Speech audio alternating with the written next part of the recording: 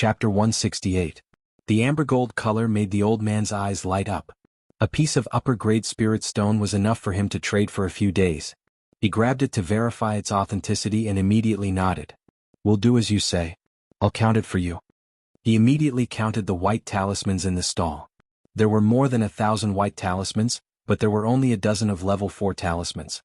The rest were not worth much to Xianxia. In the end, it cost a total of 7 upper-grade spirit stones. Xianxia threw 8 to him and stuffed all the white talismans into his storage bag. Then he ordered, "Keep the change. You've already taken the deposit. Remember to bring more tomorrow. The same price. I'll take as much as you have." The old man repeatedly said yes. Suddenly he was startled as if he remembered something. He hesitantly took out a piece of upper-grade spirit stone and said, "To tell you the truth, I've already given you what I have. It will take a few days to gather more materials. I'll have to go out of the 100 Flowers Valley to find some materials. I won't be able to deliver it to you tomorrow. You should take back the deposit first." Xianxia frowned and asked, "How long will it take for you to come back?" The old man thought for a while and said, 2 to 3 days at least, 5 to 6 days at most. It depends on the time needed to gather materials. In that case you should keep the deposit. I'll be staying in the 100 Flowers Valley for a long time. Prepare more goods. I'll come to get them when I have time. I'm sure you won't abscond with the deposit, right? Xianxia said in a deep voice. "Yo, look at what you're saying. I'm Dongwa Su, and I've set up a stall in the 100 Flowers Valley for a few decades to make a living. My entire family has settled down in the 100 Flowers Valley, so I can't ruin the livelihood of my entire family just for a piece of high-grade spirit stone from you. Besides, I'm not blind. I can tell that you're a disciple of supporting Immortal's Island from your attire. I can provoke anyone but supporting Immortal's Island." The old man Dongwa smiled apologetically. "It's good that you understand. It's a deal then," Xianxia said indifferently and left. Considering that the supply of old man Dongwa's family might not be able to keep up with the demand, he wandered around the market and found several stalls that made talismans. After bargaining, he also bought a lot of talismans. After wandering around for a while, he looked at the time. It was almost time for the appointment he had with Bai Zitsong and the other 3 yesterday. When he walked to the Bai clan's shop, Bai Zitsong and the other 3 were already looking at him with smiles on their faces. The 5 of them joked around and discussed where they should go for a drink. Xianxia chuckled and said, "I seem to recall Yan Zhuixing saying that all my expenses in the 100 Flowers residence will be on him, right?" Tan Fei was stunned. "Brother, you can't really be thinking of going to 100 Flowers house again, right?" "Can't I? Why wouldn't I eat if it's free?" Xianxia asked back.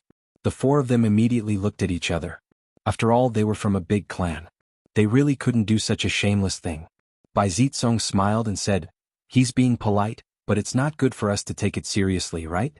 Let's go somewhere else." It's really a problem of being spoiled by big clans. Their skin is quite thin. Forget it, I'll take the lead.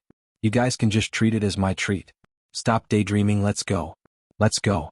Xianxia said as he pushed the 4 of them. Unable to dissuade him, the 4 of them helplessly followed him to 100 Flowers house. However, once they reached the door, they took the initiative to keep a distance from him and pretended to be calm as they looked around. Xianxia felt a little strange when he stepped into the door. Why was there no one downstairs today? When shopkeeper Chen saw him, he quickly walked over and said respectfully, "Mr. Yu, are you here to look for my young master?" "Oh, that's not it. Today I'll treat the 4 of you to a drink or 2. As he said that, he pointed at Bai Zitsong and the other 3.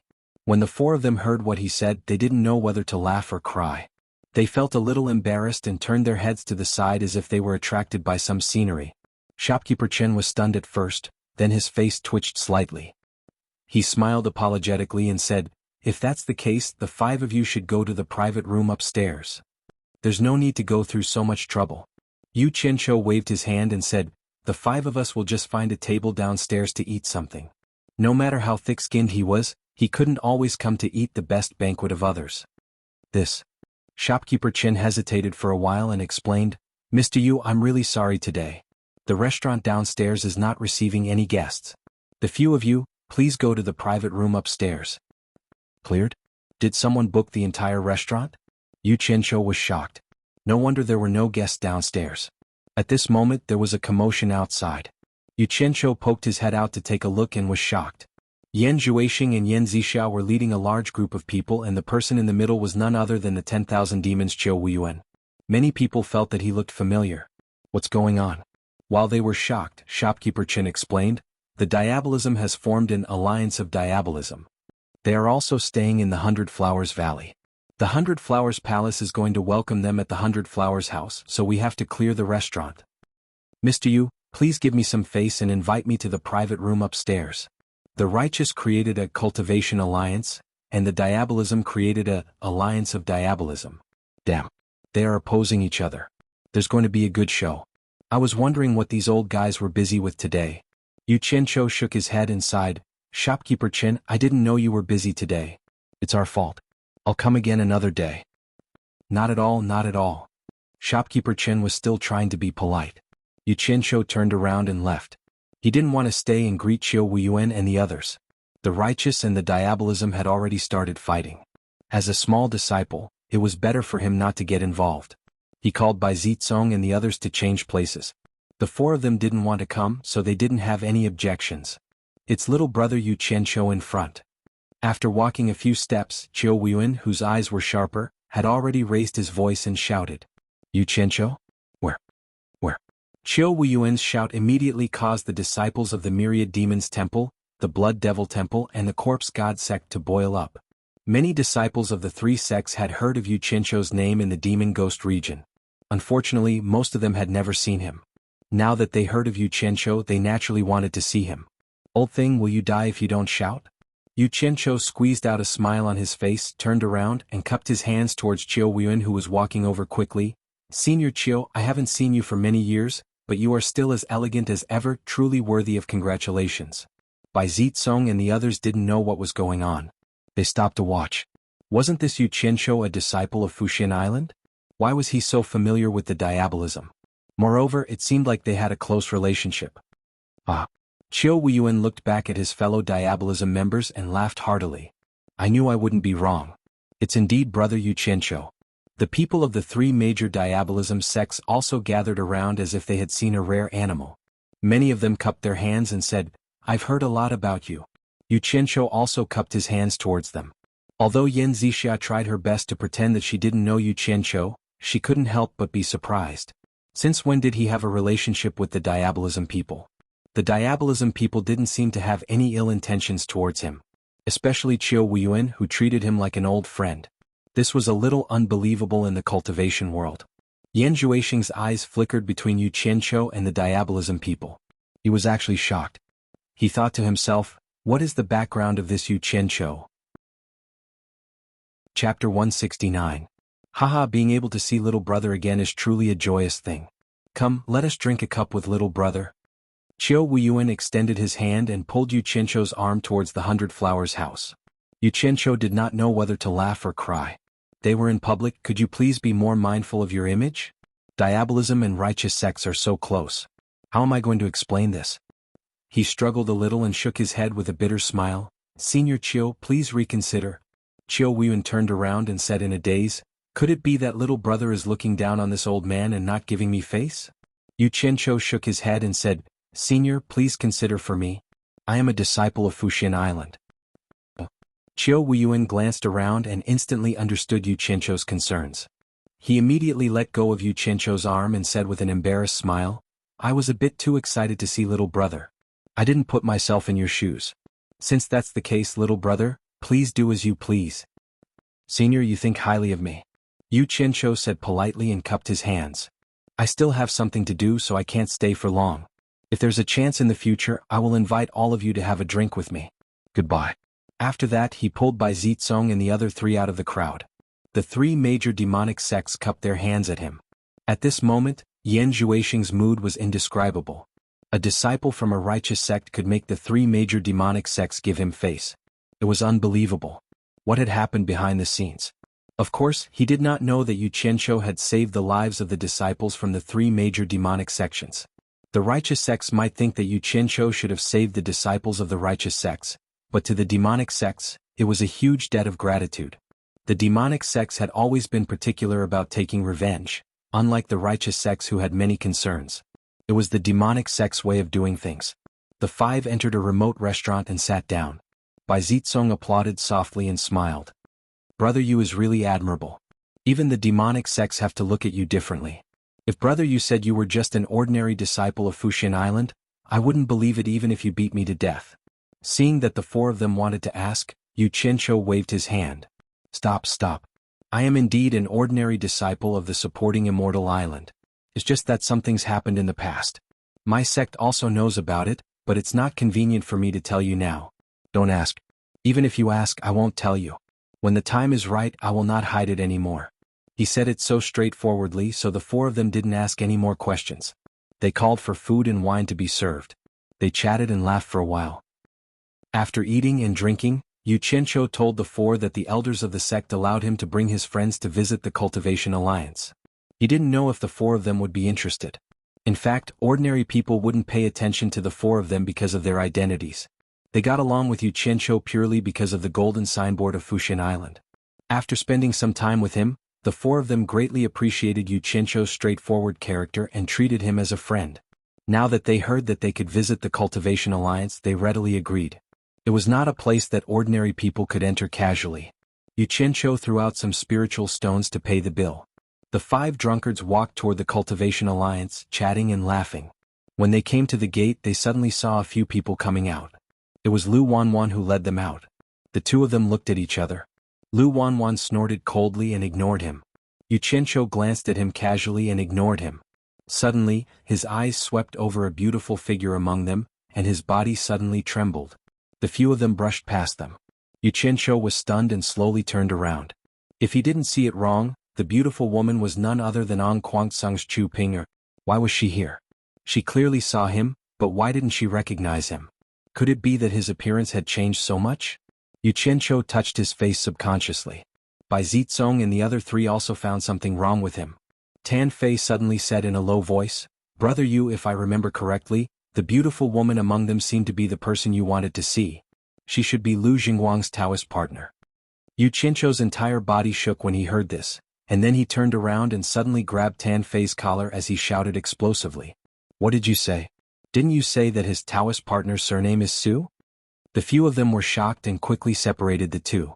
Tan Fei shouted angrily, Brother Yu, what do you mean by this? Do you really think that the four major families are afraid of Fuxian Island? Yu Qianqiu clenched his fists so hard that cracking sounds could be heard.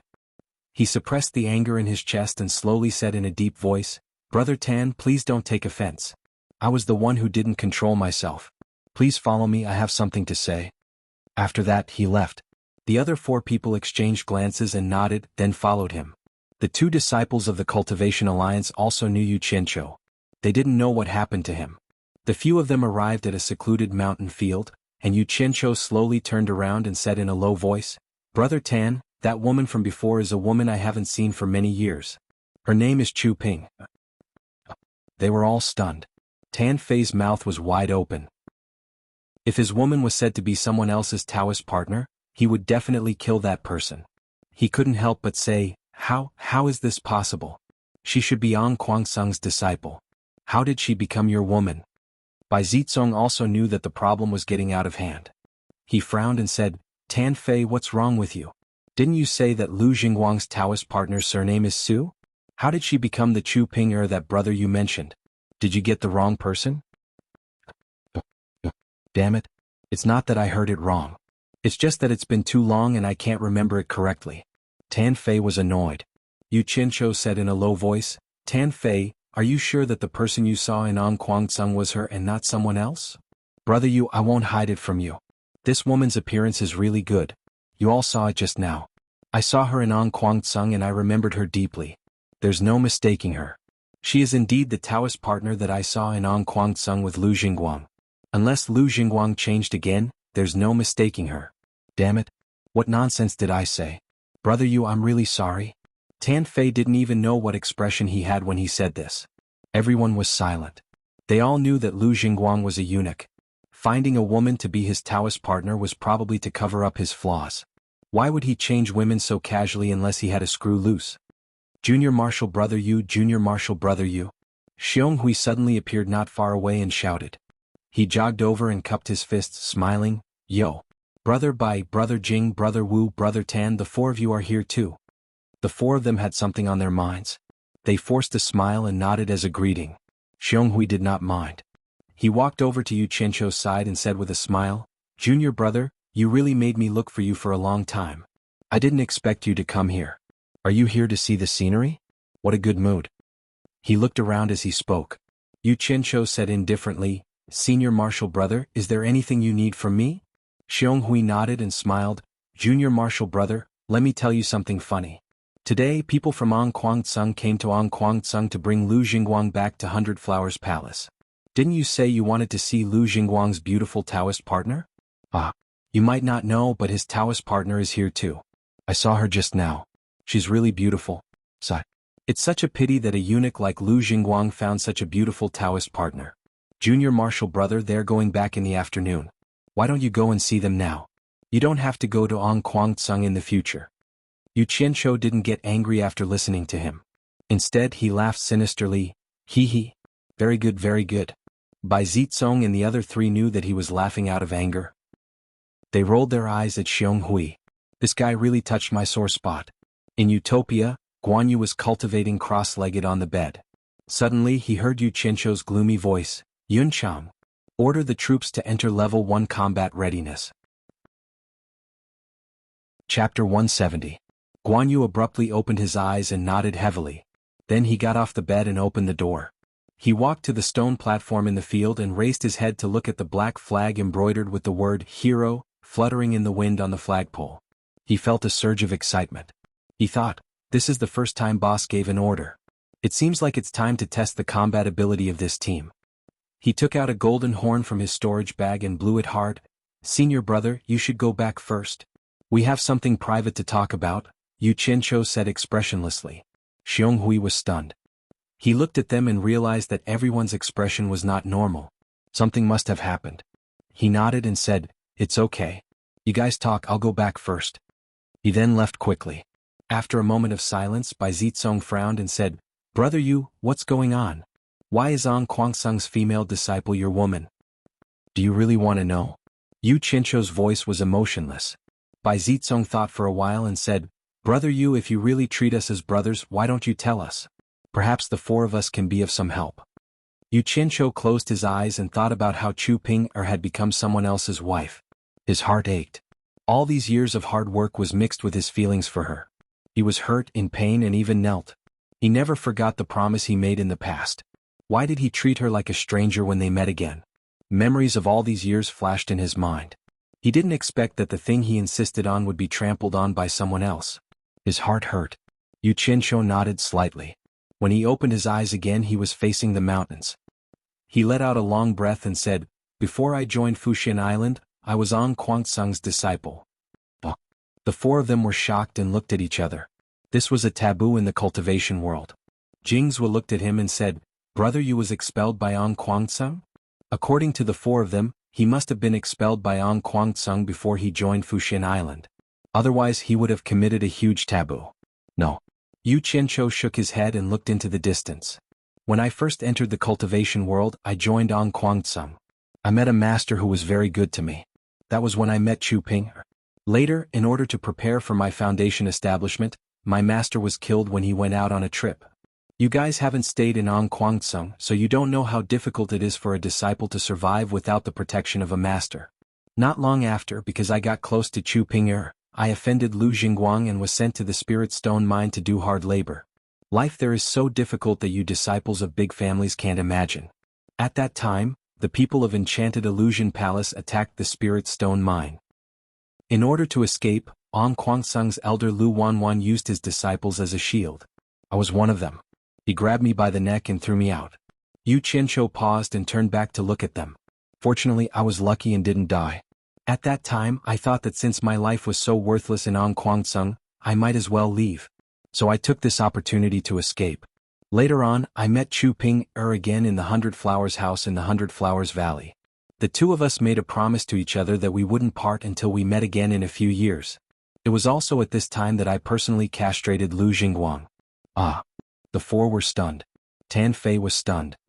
"You castrated Lu Jingguang?" Yu Qianzhou nodded. "That's right. Since I see you four as my brothers, there's no need to hide it from you. I can swear to God that I haven't mentioned this to anyone except the four of you." His story was half true and half false, and he even modified it a little. In the end, the four of them became somewhat excited. For Yu Qianzhou to be able to reveal such a secretive matter and even swear an oath, it was clearly true. Bai Zizong exhaled and said, "So that's how it is. What happened after that?" "After that, maybe my luck changed. It was also the same day that I was introduced to supporting Xian Island. I was lucky enough to be accepted as the only disciple of supporting Xian Island's Alchemy Pavilion's principal elder. Thus, I focused on cultivation. When I stepped into the 100 Flowers Valley again, I met you four by chance. You all know what happened after that. Principal elder of supporting Xian Island's Alchemy Pavilion? Could it be the pill addict Senior Guan in the cultivation world?" Wu Liqing asked. Yu Qianzhou cupped his hands in the direction of supporting Xian Island. "That's my master." Jingzhou nodded. "That's not bad. I was just wondering how Brother Yu was able to reach the core formation stage in less than 10 years. So it was because of Senior Guan's medicinal pills." The four clans naturally knew the Guan clan's status in supporting Xian Island. No wonder Yu Qianzhou dared to hit someone in public. He was also so rich. It turned out that he was a direct descendant of the Guan clan. The four of them secretly thought that it wasn't a waste to make this friend. Maybe he could help them smoothly inherit the position of the clan leader. Bai Zizong sighed. "No wonder Brother Yu was so excited when he saw Chu Ping. Seems like she let you down. But why would she become Dao companions with a eunuch? I'm afraid there's something she had to do. I think Brother Yu shouldn't be too anxious. Let's investigate this matter first. There's something we won't hide from Brother Yu. The four of us are the first successors of the four clans. Why don't we use the four clans' power to help you investigate this matter?" The other three nodded in agreement. "This is returning a favor. I've already guessed that the four of you are important in the four clans. Otherwise, how can a normal descendant live such a leisurely life in the 100 Flowers Valley? I also can't play with you all day long." Yu Qianzhou shook his head. "No need. I want to ask this personally. But there's something I need to trouble the four of you with." The four of them looked at each other. Bai Zizong nodded. "Brother Yu, you don't have to be so courteous. From today onwards we're brothers. If there's anything we can help with, just let us know." Yu Qianzhou didn't stand on ceremony. He took out a small porcelain bottle from his middle finger and dripped a drop of blood into it. Then he pretended to cast a spell. After closing the bottle, he passed it to Bai Zizong. "Isn't Ong Kwangtsung bringing Lu Jingguang back? I believe it's not just one or two people. I need to go back and deploy some forces to prevent any accidents. I'll have to trouble the four of you to help me keep an eye on him. Once we're out of the 100 Flowers Valley, Brother Bai can open this bottle. I'll know where you guys are." Bai Zizong took the bottle and nodded happily. "We'll go watch the city gate now. Don't worry." After saying that, the four of them left together. Yu Qianzhou returned to the Cultivation Alliance with a gloomy face. He went to his room and disappeared after closing the door. In Utopia's military camp, 3 companies of people in black clothes and masks were ready to go. On the stone platform, Yu Qianzhou suddenly appeared. Guan Yu shouted, "Salute!" Swoosh! The hundreds of people below the platform clenched their right fists and placed them on their left chests. They lowered their heads slightly. Their movements were very orderly. Yu Qianzhou's gaze swept across the small silver medallion on everyone's chests. There was a serial number on it, and when it was forged, he had added a little of his own blood into it, allowing him to easily grasp everyone's location. After a while, Yu Qianzhou nodded. Guan Yu shouted again, "End of ceremony." With a swoosh, everyone returned to their original state. Not a single one of them spoke. They just stood there silently waiting for their orders. Yu Qianzhou also didn't say a word. He quietly stood on the stone platform with his eyes closed. Guan Yu looked at him in surprise. His lips moved. He wanted to ask what they were doing, but his gaze swept past his subordinates who didn't say a word. He held himself back. Thus, everyone stood there without saying a word. The scene was extremely strange. Chapter 171. At the exit of the 100 Flowers Valley, Bai Zizong and the other 3 found a table by the window in a tea house and sat down. The 4 of them chatted and drank tea while waiting. After more than 4 hours, Tan Fei suddenly put down the teacup in his hand and gestured to the window with his lips. The 4 of them casually turned their heads to look. A group of people wearing Ong Kwangtsung clothes passed by the window and walked towards the city gate. At the front were 6 old men walking side by side, followed by a man and a woman. The man's face was gloomy, and there were scars on his face from being beaten. The woman was extraordinarily beautiful, and there was no expression on her face. Her figure was even more curvaceous. The man and woman were Lu Jingguang and Chu Ping. The 10 people behind them were old and young. Jing's was stuck out his tongue and laughed softly. This An Kuang-tsung seems to be afraid of Yu Qianqiu. He actually needs so many people to escort him back. Bai Zizong shook his head. It's not that Yu Qianqiu scared them. An Kuang-tsung knows that Lu Jingguang fought with the disciples of Fuxian Island and is afraid that they will take revenge. That's why he sent so many people to escort him back. Otherwise, a core formation cultivator like Yu Qianqiu wouldn't make them do this. Jingzhou laughed. The dignified Fuxian Island shouldn't be so narrow-minded, right? They are really gauging the heart of a gentleman with their own mean measure. TSK. Other than that Lu Jingguang and Chu Ping'er, I can't see through the cultivation of the others. Obviously, they are at least in the middle stage of core formation. The 6 elders in front are probably in the nascent soul stage. Tan Fei said. Wu Liqing frowned. What is Yu Qianqiu trying to do?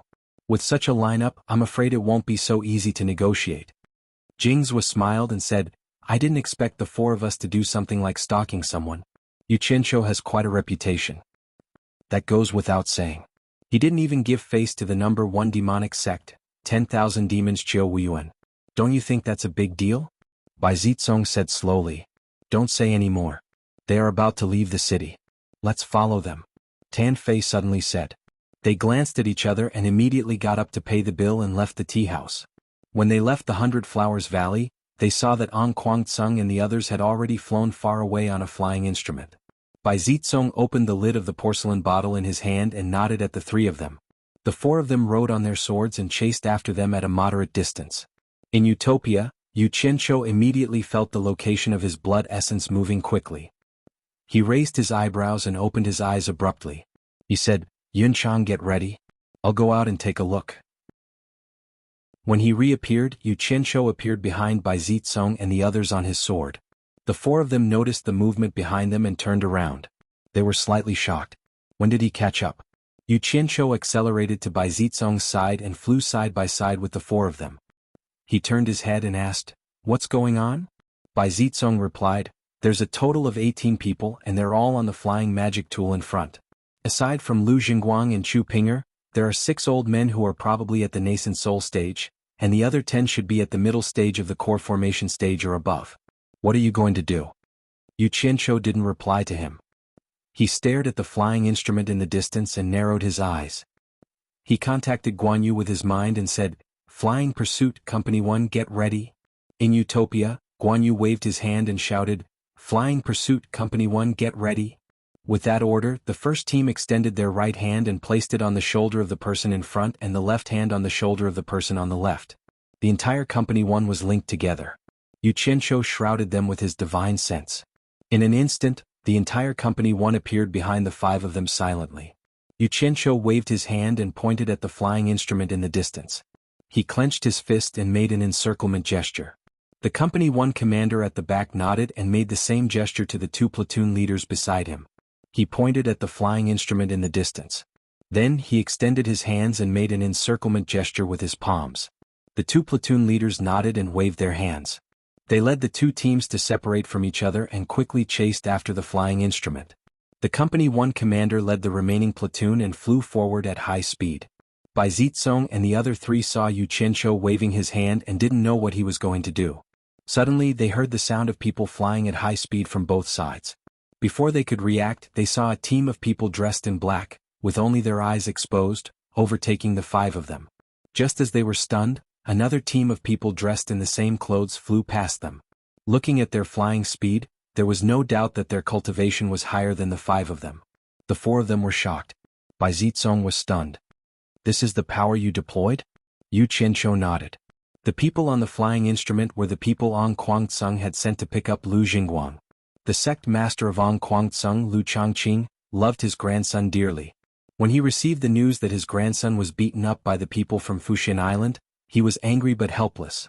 After all, Fuxian Island was too strong. An Kuang-tsung couldn't afford to offend them. For safety reasons, he specially ordered Elder Wu Boru and 5 other nascent soul stage elders to lead 10 core formation stage disciples to pick up Lu Jingguang. As Lu Jingguang's Dao partner, Chu Ping'er was his wife. She had no reason not to come and check on her husband being beaten up. The people on the flying instrument suddenly heard the sound of people flying at high speed from both sides. They looked to their left and right and saw two teams of people dressed as assassins sandwiching the flying instrument in the middle. Wu Boru, who was leading the team, had a bad feeling. Although the flying instrument could carry a lot of people and was suitable for long-distance flight, it wasn't suitable for speed. If they were attacked in the air, it would be terrible. An Kuang-tsung had been fighting against the Devil Dao for many years, so he had trained his combat skills. Everyone pulled out their swords and faced their surroundings calmly. They didn't panic at all in the face of people who outnumbered them by several times. Wu Boru looked around and his eyes fell on an open space in the forest. He waved his hand and pointed. He said in a deep voice, "Go down." An elder immediately controlled the flying Dharma artifact to rush down. Once it landed, everyone on it immediately jumped down and the flying Dharma artifact was quickly put away. Everyone formed a circle, surrounding the sect master's grandson and Chu Ping-er in the middle. The two groups of black-clothed people in the air immediately followed and landed, jointly cutting off the retreat of the blue light sect people. The remaining gap was then closed by another group of black-clothed people that followed. At this point, An Kuang-tsung's people were surrounded. Wu Baru looked around and was secretly shocked. Among the black-clothed men, there were many whose cultivation levels even he couldn't see through. Furthermore, there were quite a few who were at the late core formation stage. If a fight broke out, his side would have no chance of survival.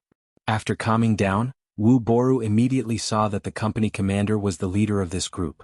He cupped his hands and said, "Who are you? Don't know why you've trapped my disciple An Kuang-tsung halfway?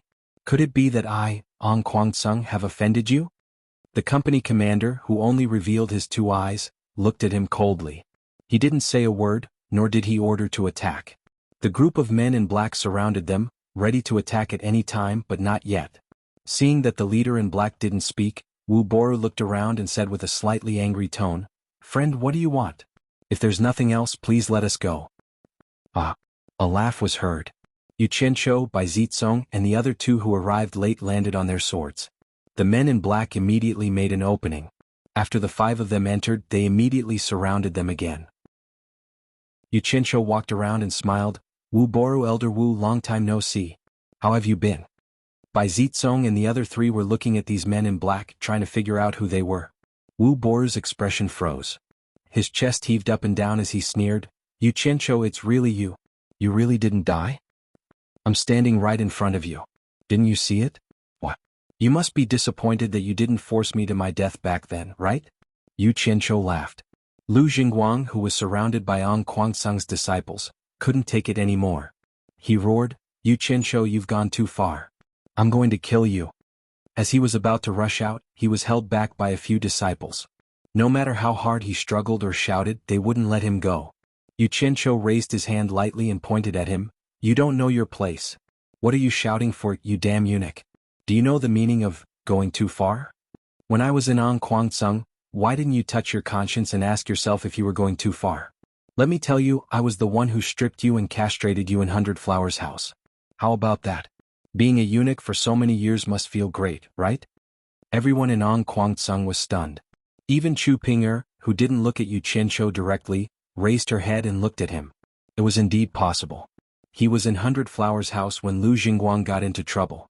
When Lu Jingguang heard that, he was so angry that his body trembled. He said, It's you? It's you? I'll kill you." Now that he finally knew the culprit who made him look like a man or a woman, it was easy to imagine how he felt. He roared and rushed out to take revenge without any regard for his life. "Hold him back." Wu Baru frowned and shouted. A few disciples held him back tightly. Now wasn't the time to be impulsive. Wu Baru looked around and said in a deep voice, "I heard that you joined supporting Immortal Island. In that case, these people are all disciples of supporting Immortal Island." "That's right. In the cultivation world, other than supporting Immortal Island, which other sect could transfer such a group of experts at any time? I really didn't expect this. The world's #1 sect, supporting Immortal Island, actually did such a thing to me, An Kuang-tsung. It's really despicable. Supporting Immortal Island is nothing." A voice came from the top of a mountain. Everyone was shocked. Who was it? They didn't even put supporting Immortal Island in their eyes. Wu Baru and the others were stunned for a moment before they were pleasantly surprised. This person actually said such words. It was obvious that he wasn't on good terms with supporting Immortal Island. They didn't expect there to be a third party here. It might be a chance for Ong Kwangsung's disciples to survive. Which senior is here? I'm Ong Kwangsung Wu Baoru. I welcome senior to uphold justice. Wu Baoru cupped his hands towards the direction where the voice came from. Bai Zitsong and the other three felt something was wrong. They looked at Yu Qianqiu at the same time. They saw the latter looking at Ong Kwangsung and the others with a sneer. They couldn't help but look at the forest behind them. The sound of a horse's hooves came from the forest on the hillside. A silhouette riding on a horse was faintly seen walking down from the trees. A burly middle-aged man wearing a green robe and a green hat could be seen on his head. He had 3 strands of long beard on his face. His face was flushed and a pair of phoenix eyes looked imposing. He was riding his horse slowly towards the crowd. The mount he was sitting on was even more eye-catching. It had bright red fur, and its eyes shone with a demonic light. Especially its body, it was more than twice the size of a tall horse. Its chest and limbs were full of bulging muscles, making it look like a divine and extraordinary steed. Everyone had never seen such a big horse. Coupled with the person sitting on the horse, it was really shocking. What an imposing manner. This person was none other than Guan Yunchang. He rode his horse down and the man in black took the initiative to make way for him to enter. From then on, those who didn't know his background finally knew that the person who came was also on Yu Qianqiu's side. Guan Yu sat upright on the horse and glanced at Ong Kwangsung and the others coldly. He said in a deep voice, "Where are the people from Fuxian Island? Who was the one who asked me to uphold justice?" Wu Baoru was completely speechless. Yu Qianqiu glanced at Guan Yu who was sitting high up beside him. He was very unhappy. He thought to himself, what did my sister teach this stupid horse to cultivate? Doesn't she know that this stupid horse can't get along with me? Damn it. He's all grown but he stole my limelight. Wu Baoru looked at Guan Yu from head to toe. He suddenly realized that although this person looked extraordinary, his cultivation base was the lowest among them. He couldn't help but sneer. I was wondering who came. So it's a late-stage foundation establishment cultivator. Guan Yu's red phoenix eyes widened slightly. He said proudly, "You have a sharp tongue. You'll be crying later." As he spoke, he looked at Yu Qianqiu and asked, "Boss, what are you going to do?" Yu Qianqiu stared at Chu Ping'er who was in Ong Kwangsung's group and said indifferently, "You still haven't said anything. Don't you know why I'm here? Don't you want to give me an explanation?" Ong Kwangsung and the others followed his gaze and realized that it was actually Chu Ping'er. They couldn't help but look at each other. What did this have to do with her? Hearing that, Chu Ping'er's body trembled. Her face turned pale in an instant. She raised her head miserably and shook her head with a bitter smile. "You know everything now. Isn't that enough? What else do you want me to explain?" Yu Qianqiu clenched his fists. He closed his eyes and took a deep breath. Then he opened his eyes and exhaled. "The promise from back then. I want to know why. I want an explanation." Bai Zitsong and the others exchanged glances.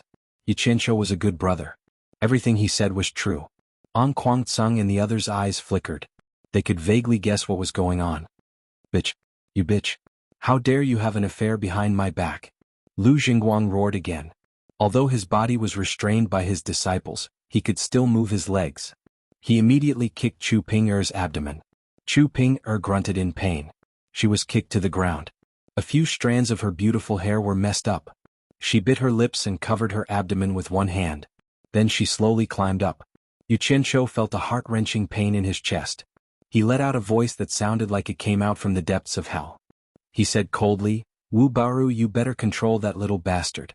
If he dares to speak rudely or touch me again, I'll send all of you to meet the ancestors of Ong Kwangsung." Chapter 172. Wu Baoru's expression changed unpredictably when he was reprimanded in front of everyone. It alternated between white and red.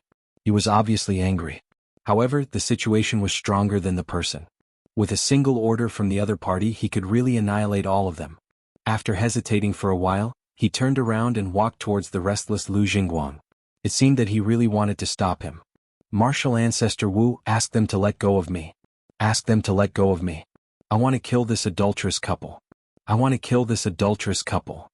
Lu Jingguang roared incessantly. Chu Ping'er stood not far away. Her eyes were filled with tears, but her silver teeth were still stubbornly biting down on her red lips. Traces of blood had already seeped out. Yu Qianqiu's expression also became increasingly gloomy. He narrowed his eyes at Lu Jingguang, and his chilling intent was self-evident. "Xinguang, shut up!" Wu Baru shouted. His figure suddenly flashed and he quickly rushed to Chu Ping'er's side. His left hand grabbed her neck, and the long sword in his right hand was also placed on the neck of his left hand. It looked like he was going to slice Chu Ping'er's head off her neck. Chu Ping'er immediately felt that it was difficult to breathe. Her pretty face was slightly raised from being pinched. Finally, 2 sad tears rolled down from the corners of her eyes and dripped down her cheeks. Perhaps it was because she knew that she was about to die. Although her head was raised, she couldn't help but look at Yu Qianqiu with a pair of mournful eyes that were filled with deep regret. Anyone who saw that miserable pretty face would feel heartache. However, Yu Qianqiu was unbelievably calm, as if Chu Ping'er's life and death had nothing to do with him. He slowly raised his hand, rubbed his nose and stared at Wu Baoru. He asked emotionlessly, "Wu Baoru, what do you mean by this? Are you trying to use her to threaten me?" Wu Baoru used both his hands to control Chu Ping'er's life. He turned around and placed her in front of him. He looked at Yu Qianqiu and laughed evilly. "Little brat, this old man has eaten more salt than you have eaten rice. Don't play this trick in front of this old man. Since you're here for this girl, don't act like you don't care. Hurry up and tell them to get out of the way. Letting us go is the right way. Maybe if I'm happy I'll let this girl go." When Lu Xingguang heard this, he was unhappy and immediately shouted, "Grandmaster Wu, you can't let this bitch go. Kill this slut for me." "Shut up." Wu Baoru turned around and shouted fiercely. There was a look of exasperation on his face. Ever since this child's body became ill, it became harder and harder for him to control his temper. Even at a time like this, he was still acting on his emotions. After he finished scolding, he turned around and smiled evilly at Yu Qianqiu. "Yu Qianqiu, hurry up and tell them to get out of the way. My patience is limited." Yu Qianqiu had never been threatened like this before. He looked at Chu Ping'er, who was having difficulty breathing, and smiled indifferently. "Old fart, it's not your turn to bargain with me. Seeing that you and my master are from the same sect, I'll give you 2 choices based on our old friendship. 1, you kill her immediately, then I'll kill all of you. 2, you let her go and I'll let all of you go." Wu Baoru looked at Chu Ping'er. Naturally, he wouldn't dare to kill her. She was everyone's life-saving item now. After pondering for a moment, he shouted, "I choose the second option, but your words have no proof. How can we believe you?" Yu Qianqiu saw that Chu Ping'er's face was already turning green. The muscles on his face twitched. He raised a palm and said, "I swear if you let Chu Ping'er go safely, I'll let all of you go. Otherwise, I'll be punished by the heavens. Wu Baoru, stop talking nonsense with me. I'll count to 3. If you're late, you'll all die." He turned around and said to Guan Yu, "I'll count to 3. If they still don't let her go, I won't spare a single one and kill them all." He immediately started counting, not giving the other party any time to prepare. "I agree." Wu Baoru hurriedly shouted. He was really afraid that the other party would count to 3. He had no other choice. Yu Qianqiu didn't give them any time to think. Moreover, the other party had already made an oath. Cultivators' oaths would come true if they broke it. What was there to worry about? Wu Baoru let go of his hand and pushed Chu Ping'er out of the crowd of Onquangsung. The latter fell to the ground. At this moment, Bai Zitsong and Tan Fei nodded. The 2 of them dashed over and carried her back to Yu Qianqiu's side. Yu Qianqiu looked at the 2 of them with relief. "Yu Qianqiu, it's time to fulfill your oath." Wu Baoru shouted. "Of course." Yu Qianqiu waved his hand at the black-clothed man diagonally across him and said, "Make way and let them leave." The black-clothed man obeyed the order and quickly made way. Onquangsung and the rest were overjoyed. They held their swords and retreated cautiously towards the gap. Guan Yu sat on the red rabbit, watching Onquangsung and the rest retreat. He was so angry that his face turned even redder. How could he not be angry when the hero army that he had trained so hard ended up like this in their first battle? Guan Yu said unwillingly, "Boss, are we just going to let them go like this?" Yu Qianqiu glanced at him and said leisurely, "I've already made an oath. What do you want me to do? Do you want me to break my oath and be punished by the heavens?" After saying that, he turned around and suddenly said, "I've made an oath. As for whether you guys have made an oath or not, I don't know. Anyway, this is not something I can control." Hearing this, the faces of Onquangsung's disciples who had not completely retreated changed. Wu Baoru was so angry that he scolded, "Yu Qianqiu, you scum, you will die a horrible death. Let's go." Onquangsung and the rest immediately flew away on their swords with all their might. Guan Yu's eyes lit up. He chuckled and waved his hand saying, Don't leave a single one alive. Kill them all. The company commander received the order and pointed with his finger, shouting, "Battle formation, kill them all." The military order was as firm as a mountain. Dozens of nascent soul late-stage men in black took the lead and quickly chased after them. The rest of the men in black followed in an orderly manner. After the group of black shadows whizzed away, there were only a few people left.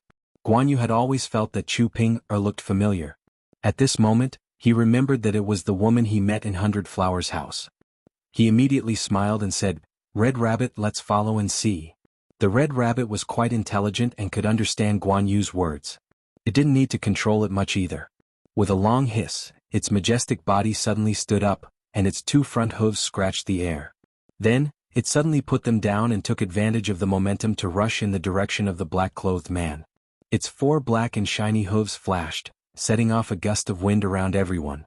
By the time they reacted, the Red Rabbit's huge body had already carried Guan Yu dozens of meters away. It was really fast. Looking again, a horse carrying a person was running in the mountains as if it was running on flat ground. Regardless of the steep mountain or the dangerous road, it only cared about running in a straight line. It ran faster and faster. Gradually, it turned into a black dot and disappeared. It seemed that nothing could stop it. Bai Zizong and the other three looked at each other in shock. They thought to themselves, what kind of horse is this? It actually had such a fast running speed. Even a cultivator who had just reached the foundation establishment stage couldn't fly as fast as it ran on the ground. Yu Qianzhou glanced at it and showed a look of disdain. In fact, he was also very envious of Guan Yu for having such a BMW. He had long wanted to take it for himself. He believed that it would be very cool to ride this guy for a few laps. However, this little beast was very vengeful. It always remembered that he had kicked it in the past. Under normal circumstances, it wouldn't even let him get close to it, let alone ride it. He could only watch Guan Yu ride such a handsome guy around in Utopia. He could only be envious. Sigh. What a sin. Looking at Chu Pinger at the side, the crystal-clear tears on her pretty face kept sliding down her cheeks. However, she bit her lips hard to not cry out. Her lips were already bright red, obviously biting very hard. The big footprint left by Lu Jingguang on the abdomen of her pure white clothes was still very obvious. Yu Qianzhou opened his mouth a few times wanting to say something, but he didn't. He really didn't know what to say at the moment. In the end, he couldn't take it anymore. He exhaled and said, "The four of you help me look after it. I'll go take a look." When the four of them nodded, the long sword was unsheathed and bounced up, drawing an arc in the air, carrying him quickly. Although he could disappear for a short while, the man on the sword and the woman on the ground were both inexplicably sad and in pain. They could only fly quickly in the air, letting the strong wind continue to blow and tear their faces. Chapter 173. It had to be said that Ong Kwangsung's battle strength was very strong. After years of fighting against the demonic sects, especially when the Blood Demon Palace launched a large-scale attack, those who survived were all people who climbed out of a pile of corpses. Not to mention cultivation just based on battle experience, it was not something an ordinary person could compare with. However, Guan Yu's subordinates were also not ordinary. They were the outstanding disciples of the three major sects, and they were able to survive the trials in the Demon Ghost region. Every one of them was not simple. However, when comparing the two sides, Ong Kwangsung was definitely at a disadvantage. First of all, Guan Yu's side had more people, and their cultivation was generally higher than the other side.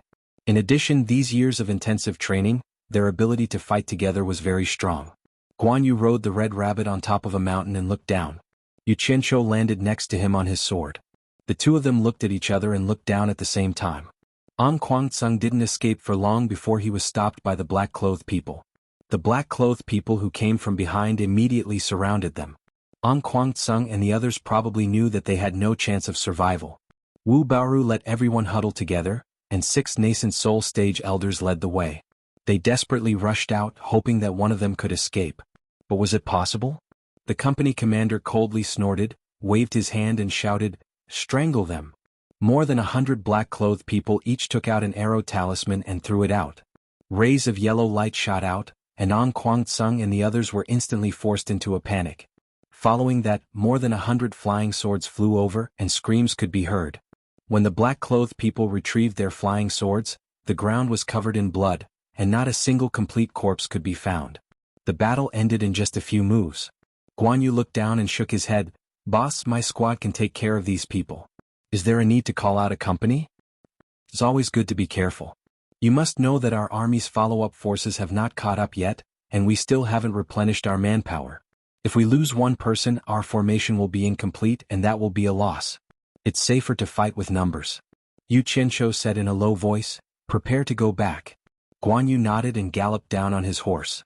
He circled around the area a few times and confirmed that Quangsung's people were all dead. After that, the entire group became one again. Xianxia flew down and covered it with his divine senses. He instantly returned to Utopia. Glancing at the severed limbs on the ground, Lu Jingguang and Wu Baoru could be considered to have completely disappeared. However, they had died a little too quickly, which was a little different from his original plan. The sword shot out and flew away from this place. Returning to Bai Zitsong and the rest, Xianxia stared at Chu Ping'er and said in a low voice, "They're all dead, including that eunuch husband of yours. Shouldn't you give me an explanation now?" "Brother, you guys talk. We'll go back first." Bai Zitsong glanced at the two of them and said. It seemed like it was a little inconvenient for the four of them to stay here while they were talking about such a topic. Xianxia nodded and continued to stare at Chu Ping'er, Bai Zitsong, and the other two as they left on their swords. "Why aren't you talking? Do you still remember the promise you made to me back then? Do you know that I'm here to pick you up from Quangsung? I've never forgotten my promise to you."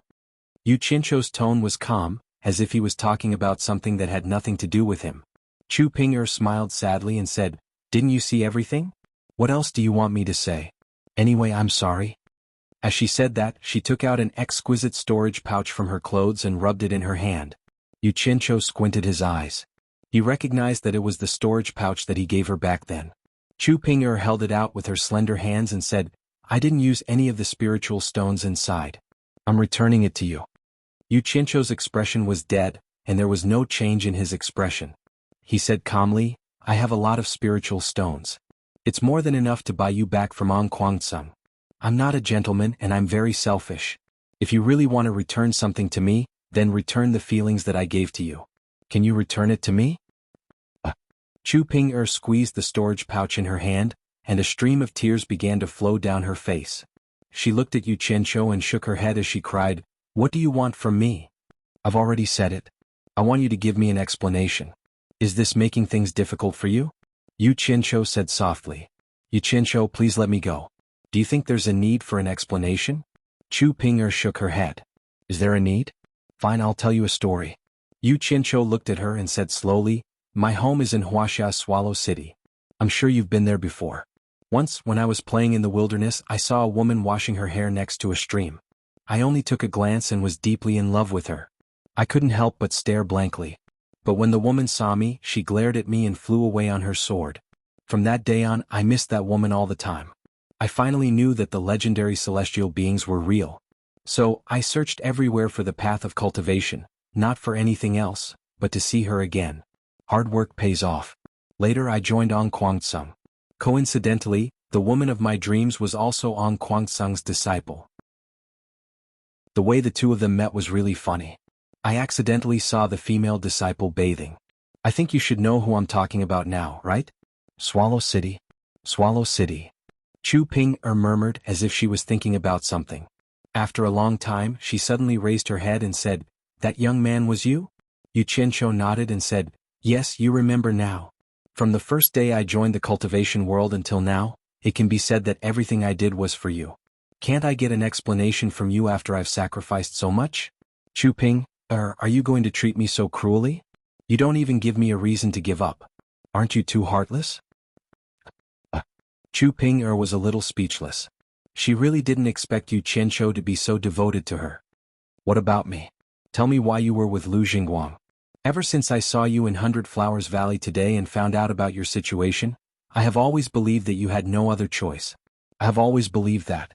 Xianxia looked very affectionate, and he gave off the feeling of Granny Wolf patiently guiding him. After some torment, Chu Ping'er's tightly clenched teeth were finally pried open by him. It turned out that when Lu Jingguang had an accident in the Hundred Flowers Valley, the head of Quangsung, Lu Changqing, was furious and almost killed Chu Ping'er. Chu Ping'er's master, Li Rulan, argued strongly and risked defending the head to save Chu Ping'er. Originally, Chu Ping'er had thought that the matter was over just like that. However, after Lu Jingguang recovered from his injuries, he continued to pester Chu Ping'er. Since Yu Qianqiu was already in her heart, it was only natural that she would ignore him. In fact, if Yu Qianqiu hadn't revealed Lu Jingguang's matter, until now, most people in Anquangceng didn't know what kind of injury Lu Jingguang had suffered. Even Chu Ping'er herself didn't know that he was actually a eunuch. Later, Chu Ping'er's master, Li Rulan, made a big or small mistake. In fact, who could not make a little mistake? However, offending the head was offending the head. Lu Changqing used this as a pretext to make a fuss. He was determined to kill Li Rulan. In order to save her master, Chu Ping'er had no choice but to beg Lu Jingguang. The latter gladly agreed, but only on one condition, which was that Chu Ping'er had to become his cultivation partner. On one hand, there was the promise of her sweetheart, and on the other hand, there was the kindness of her master, who was like a mother to her. Chu Ping'er was in a dilemma. In the end, she agreed for the sake of her master. In the end, her master was saved, and she became Lu Jingguang's dual cultivation partner. That was how the story went. Yu Qianqiu didn't expect that he was the reason why this matter ended up. However, after thinking about it, he felt relieved. Even if he didn't castrate Lu Jingguang, that bastard would still have a way to deal with Chu Ping'er. However, what he couldn't figure out was how a castrated person could have dual cultivation with Chu Ping'er. Yu Qianqiu asked with a strange expression. Lu Jingguang was castrated by me. Dual cultivation. That, Chu Ping'er was not a fool. She naturally understood what he meant. She shook her head and smiled bitterly. I never let him touch my body, so he often hit me. At first I thought, who knew that you? She paused and gritted her teeth. You're really a pervert. Yu Qianqiu's eyes lit up and he asked, you're saying that up until now you've never let him touch your body. Then you. Although he didn't finish his words, Chu Ping'er already understood what he wanted to say. She shyly nodded, but then her expression darkened again and she said, but what can I do? Everyone in the cultivation world knows that I'm his dual cultivation partner. Waha. Yu Qianqiu suddenly raised his head and laughed wildly. Chapter 174. Yu Qianqiu was very pleased with himself. Not just a little pleased but extremely pleased with himself. Fortunately, he didn't like that bastard Lu Jingguang back then, so he took the initiative to castrate him. Otherwise he would have suffered a huge loss. He really had great foresight. Just think about it, which man would be able to hold himself back from having such a beautiful woman by his side? Only that silly girl, Chu Ping'er, would be so confident and think that she could protect herself. As a man with bad intentions, and a man who was in an absolutely dominant position, it was a piece of cake for him to lay his hands on any woman he wanted. Yet you refused? You think you're smart? You're running to the heavens. It's only a matter of time before I get you into bed, and there are thousands of ways to deal with you. Putting himself in her shoes, he didn't believe that if you put a good cabbage in a pigsty, there would be a pig that wouldn't go for it. Of course, Yu Qianqiu had already admitted countless times in his previous life and this life that he wasn't a good person. Otherwise, he wouldn't have used his own yardstick to measure other people's heart and killed Lu Jingguang so early. But now, he was deeply rejoicing that his actions back then were simply too wise. Chu Ping'er looked at him with complicated feelings and tears rolled down her cheeks. Seeing him laughing so crazily, she thought that he was laughing out of extreme anger, laughing at her for not being able to stand her ground. In this era, a woman's reputation in this aspect, whether it was in the secular world or the cultivation world, could not be tarnished. Men could have multiple wives and concubines, but women couldn't. Once they married someone, they would belong to that person for the rest of their lives. In fact, ever since Chu Ping'er agreed to be Lu Jingguang's Dao companion, she no longer had any expectations for the future. She guarded her body with all her might, and silently stood by Yu Qianqiu in her heart. All of this was just a dream of a woman who had fallen in love with someone. Although she knew that her dream would never come true, this dream was really beautiful. It was the motivation for her to live on. The more Chu Ping'er thought about it, the sadder she became. She cried out loud. Today her dream was finally shattered by Yu Qianqiu's laughter. She didn't expect that her dream would be so fragile in front of Yu Qianqiu. Her heart, which had long been broken into pieces, was once again shattered. Where should he go from now on? Seeing her cry so sadly, Yu Qianqiu was stunned and reached out to pull her. Chu Ping'er quickly stepped back, shook her head and cried, "Don't touch me. You know everything now. Are you satisfied now? Can you let me go now?" "Oh, let you go? If you don't go with me, where do you want to go?" Yu Qianqiu said in surprise. At first, he was worried that Chu Ping'er had been violated by Lu Jingguang. After all, eunuchs were physically immature. Their personalities were more distorted. To put it bluntly, they were perverts. If that was the case, even if he accepted Chu Pinger, he was afraid that his heart would be as uncomfortable as swallowing a few flies. Now the grudge in his heart was gone. What he cared about was that Chu Pinger's body was still pure. What he cared about was that no other man had touched Chu Pinger's body before him. What he cared about was that Chu Pinger's virginity still belonged to him.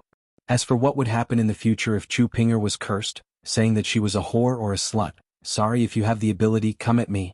I will kill you. In order to protect the woman I love, I will do anything. Go with you. Chu Pinger thought that she had heard it wrong. For a moment she forgot to cry. She didn't believe that Xianxia would bear the curse of seducing other people's wife for her. But he also didn't know what Xianxia cared about. Of course, the premise of all this was naturally that Xianxia had feelings for this woman. As long as a man wasn't sick, he would do it.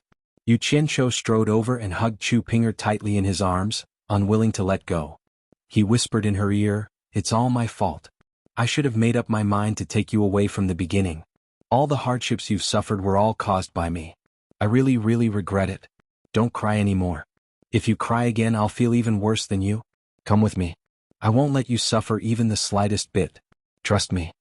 Chu Pinger buried her head in his arms and cried even harder.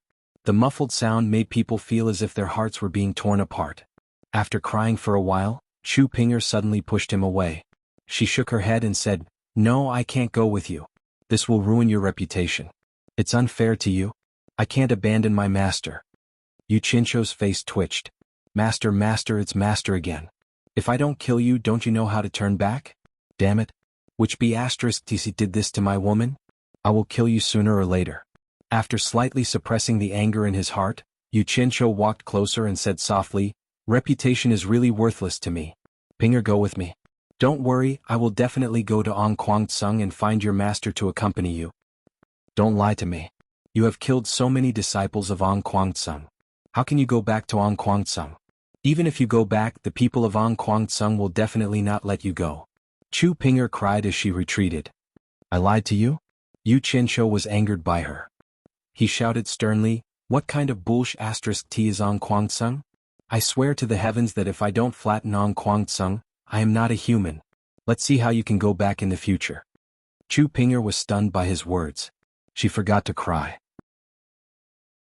Can a cultivator's oath be casually made? What are you looking at? Other than coming with me today, you can't go anywhere else. Xianxia's face was filled with anger. He walked over and hugged her. The two of them immediately disappeared without a trace. When they reached Utopia, Chu Pinger was still in a blind impulse. She did not notice that the scene around her had changed. She struggled desperately in Xianxia's arms. In a fit of anger, the latter carried her and teleported to a lake. He threw Chu Pinger into the lake and shouted, "I will wake you up." Chu Pinger immediately flopped around in the water. Although she was not in a deep position, she was still drowned by the sudden fall. When she regained her footing, she quickly walked towards the shore. Xianxia stood on a large stone platform by the shore with a gloomy expression. He was indeed angered by her. Suddenly his expression froze. After Chu Pinger's white dress was wet, the moment she walked out of the water, it immediately wrapped around her beautiful figure. Xianxia only felt a surge of heat rising from his abdomen. An irrepressible urge appeared in his mind. He felt that there was an evil fire that needed to be vented. He immediately leaped over, opened his arms and hugged Chu Pinger in his embrace. Chapter 175. The water grass by the lake was plump, but there was a disharmonious scene. The woman was pressed on the grass. Her soaked clothes were torn to shreds. There were only a few pieces of cloth hanging on her body, revealing her white and tender skin. Her plump body was exposed to the air. She was being crazily assaulted by a pair of big hands. She struggled, but she was powerless to resist. The man was dizzy with desire, and he forced himself in regardless of anything. Powerless crying, painful moaning, and heavy breathing gradually mixed together, destroying the tranquility of the lake. In the grass not far away, a few colorful pheasants poked their heads out and looked around. Everything was over. The two naked bodies hugged each other and stopped moving. The lake returned to its tranquility. Chu Pinger obediently curled up in the arms of Xianxia. The latter glanced at the former and finally let out a comfortable breath after venting the evil fire. He pulled out a grass and put it in his mouth. Looking at the blue sky, there was a trace of a proud smile on his face. Women were often like this. If a man did not make the deepest breakthrough in her body, she would always leave some leeway and would never really treat you as her man. The so-called platonic love in his previous life was pure F***king nonsense. Some self-righteous guys took the feeling as love and described it to be very beautiful. In the end, some people were fooled into expecting and longing for this kind of love. In the end, they still couldn't resist the temptation of the body, and something that shouldn't have happened. Their bellies were still big. Only talking about love but not doing it? What a pervert. Was that still called love? In the words of xianxia, this kind of adulterous couple should be dug, separated, and buried alive so that they could be platonic forever. Xianxia. Yes. Chu Ping'er moved her body and slightly raised her head. She looked at him with eyes that were still full of lust and said, "You said you would bring my master. Don't worry. I will definitely bring your master." Although this was what Xianxia said, his eyes flashed with a trace of fierceness. It could be said that he hated hearing her mention her master the most. He thought to himself, whether your master is dead or alive, I will bring him to you." After saying that, Xianxia pushed her away, picked up his clothes and put them on. When he turned around, he found Chu Ping'er curled up her limbs. She could no longer find any clothes to cover her body. Her plump and fair body was exposed to the air, and it was indeed very attractive. Xianxia picked up the 2 storage bags not far away. One was the one he gave her, and the other was also hers. He believed that the clothes she wanted to change into should be inside. After giving it to her, Chu Ping'er quickly took out a set of clothes and put them on. Then she gently leaned on Xianxia. Xianxia did not stay in Utopia for too long. He returned to his room in the Cultivation Alliance. As soon as he left the room, he met his senior brother from supporting Immortal Island, who told him that Elder Quan was looking for him. After meeting Elder Quan Deming asked about what had happened between him and the people from the demonic Tao in 100 Flowers house. Xianxia told him about what had happened in the demon region. Quan Deming naturally understood and did not ask much. Then he met Cheng Gingqing, who had come to look for him. The two of them had done many transactions in private and were old friends. Cheng Gingqing acted as the host and found a tavern. The two of them did not talk about anything serious before leaving. The shopkeeper recognized him at a glance. Last time, when Xianxia came, he saw that he was very familiar with Bai Zitsong and the others. He knew that he was Bai Zitsong's friend, and so he led him to the courtyard behind the shop. Xianxia saw that he was very familiar with Bai Zitsong and the others. In the end, the 4 of them were gathered there waiting for him. The 4 of them were shocked by the strength that Xianxia had casually displayed. They thought that it was a secret force from supporting Immortal Island. In the end, the guy on the horse said, "What is supporting Immortal Island?" and changed their minds. There was actually a force that did not take supporting Immortal Island seriously? In that case, the force that was displayed this time was definitely not all. The 4 of them were even more shocked. To put it bluntly, the existence of such a powerful force with unknown background could completely threaten the safety of the 4 families. As the successors of the 4 families, it was impossible for the 4 of them not to be concerned about this. They all wanted to understand a thing or two from Xianxia. To Xianxia, it was naturally intentional to reveal a bit of his strength in front of the 4 of them. The 5 of them sat around a table and were served fragrant tea. Bai Zitsong smiled and asked, "Is everything settled?" "Damn it. Fortunately, I castrated that bastard in advance. Otherwise, I would have suffered a great loss." Xianxia snorted. The few of them understood what he meant. He was telling them that Chu Ping'er was still pure. Bai Zitsong frowned and said, "Brother Yu, have you considered the consequences of this? If others knew about this, I'm afraid that Brother Yu would be condemned by everyone and supporting Immortal Island's reputation would be tarnished. Anong Kwang Tsung would definitely not let you off." To them, no matter what happened in the past, stealing someone else's wife was still a little hard to accept. Xianxia sneered and said, "I'll chop off whoever dares to point at me. No matter how important supporting Immortal Island's reputation is, it can't stop me from finding a woman. As for Ong Kwang Tsung, it's already good enough that I didn't look for him. If they dare to look for trouble with me, then they must be tired of living. Moreover, if the 4 of you don't say anything about this, who else would know?" The 4 of them were stunned. Xianxia pointed at them and it felt like he was warning them not to speak about what happened today. Otherwise, if the few of them knew about it, how could they talk about it? "Brother Yu, who are those men in black? Why didn't we 4 families know that there's such a force in the cultivation world?" Bai Zitsong asked casually. Xianxia smiled and said, Do you mean the entire cultivation world or the cultivation world of the Wuxia Empire? If it's the entire cultivation world, I believe there are many things that you four families don't know about. For example, how much do you know about the Phantom region? Tan Fei was stunned and said, the cultivation world that we're talking about is naturally the cultivation world of the Wuxia Empire. Could it be? Brother Yu, are you saying that those men in black don't belong to the cultivation world of the Wuxia Empire? I didn't say that. You said it yourself. Yu Qianzhou joked and took a sip of the fragrant tea in his hand. He shook his head and said, forget it. You don't have to ask about this. There won't be any harm to your families.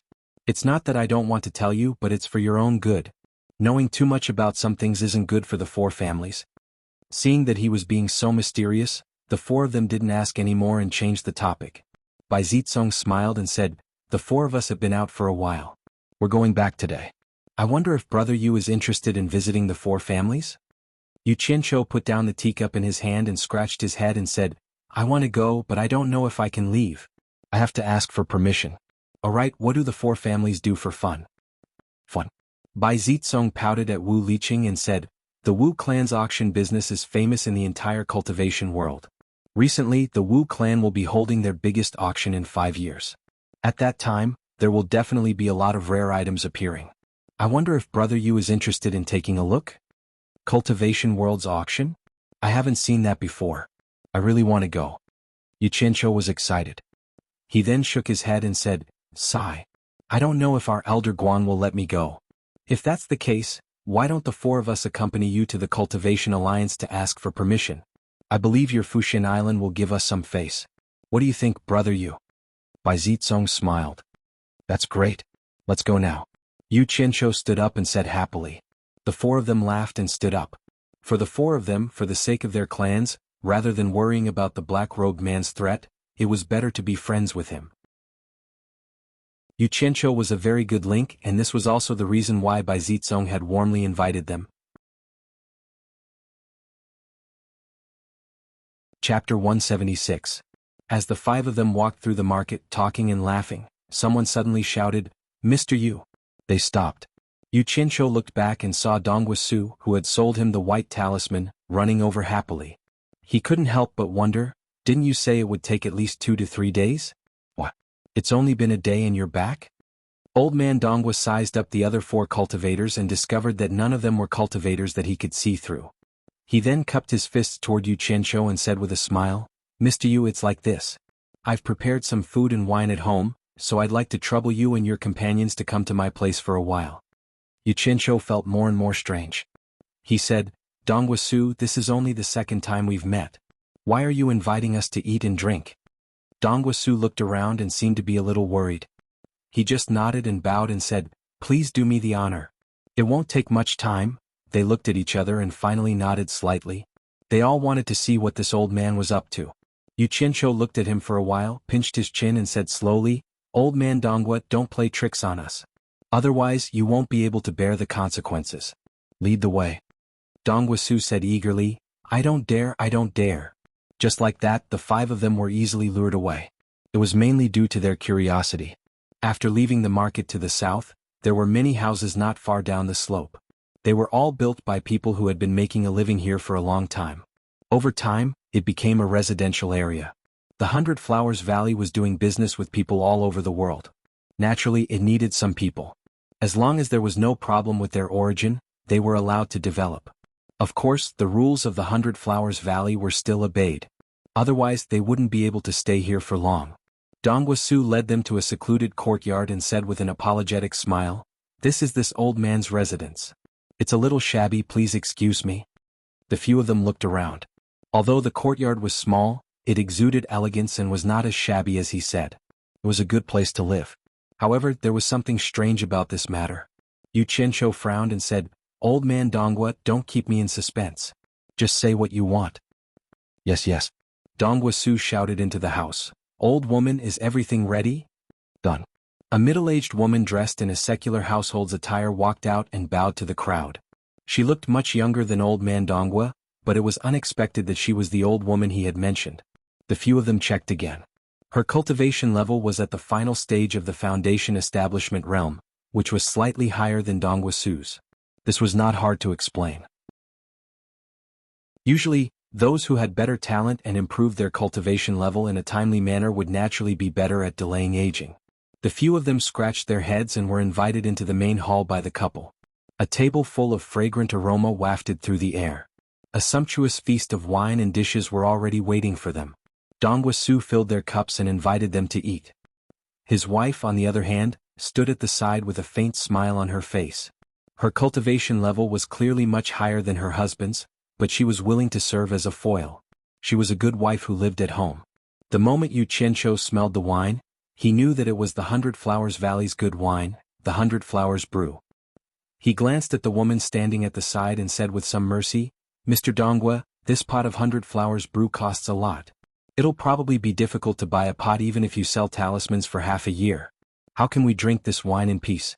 If you have something to say, just say it. Don't beat around the bush, I'm confused." A trace of embarrassment appeared on Dongwu Su's old face, and he nodded to his wife. The middle-aged woman smiled apologetically at everyone and quickly brought a child about 7 or 8 years old from the side room. The child's big black eyes curiously looked at the few people in front of him. The woman next to him gently patted his back, and he immediately bowed to the few of them. The few of them were even more confused. They looked at each other, but even with their intelligence, none of them could figure out what was going on. Yu Qianqiu smiled bitterly and said, "I say, Mr. Dongwu, what do you mean by this? You treat us to wine and let us watch this child. Could it be that this child has some background?" Dongwu Su smiled apologetically and said, "To tell you the truth, this child has no background. He is my grandson. When we were young, we had wandered in the cultivation world and knew that it was full of dangers.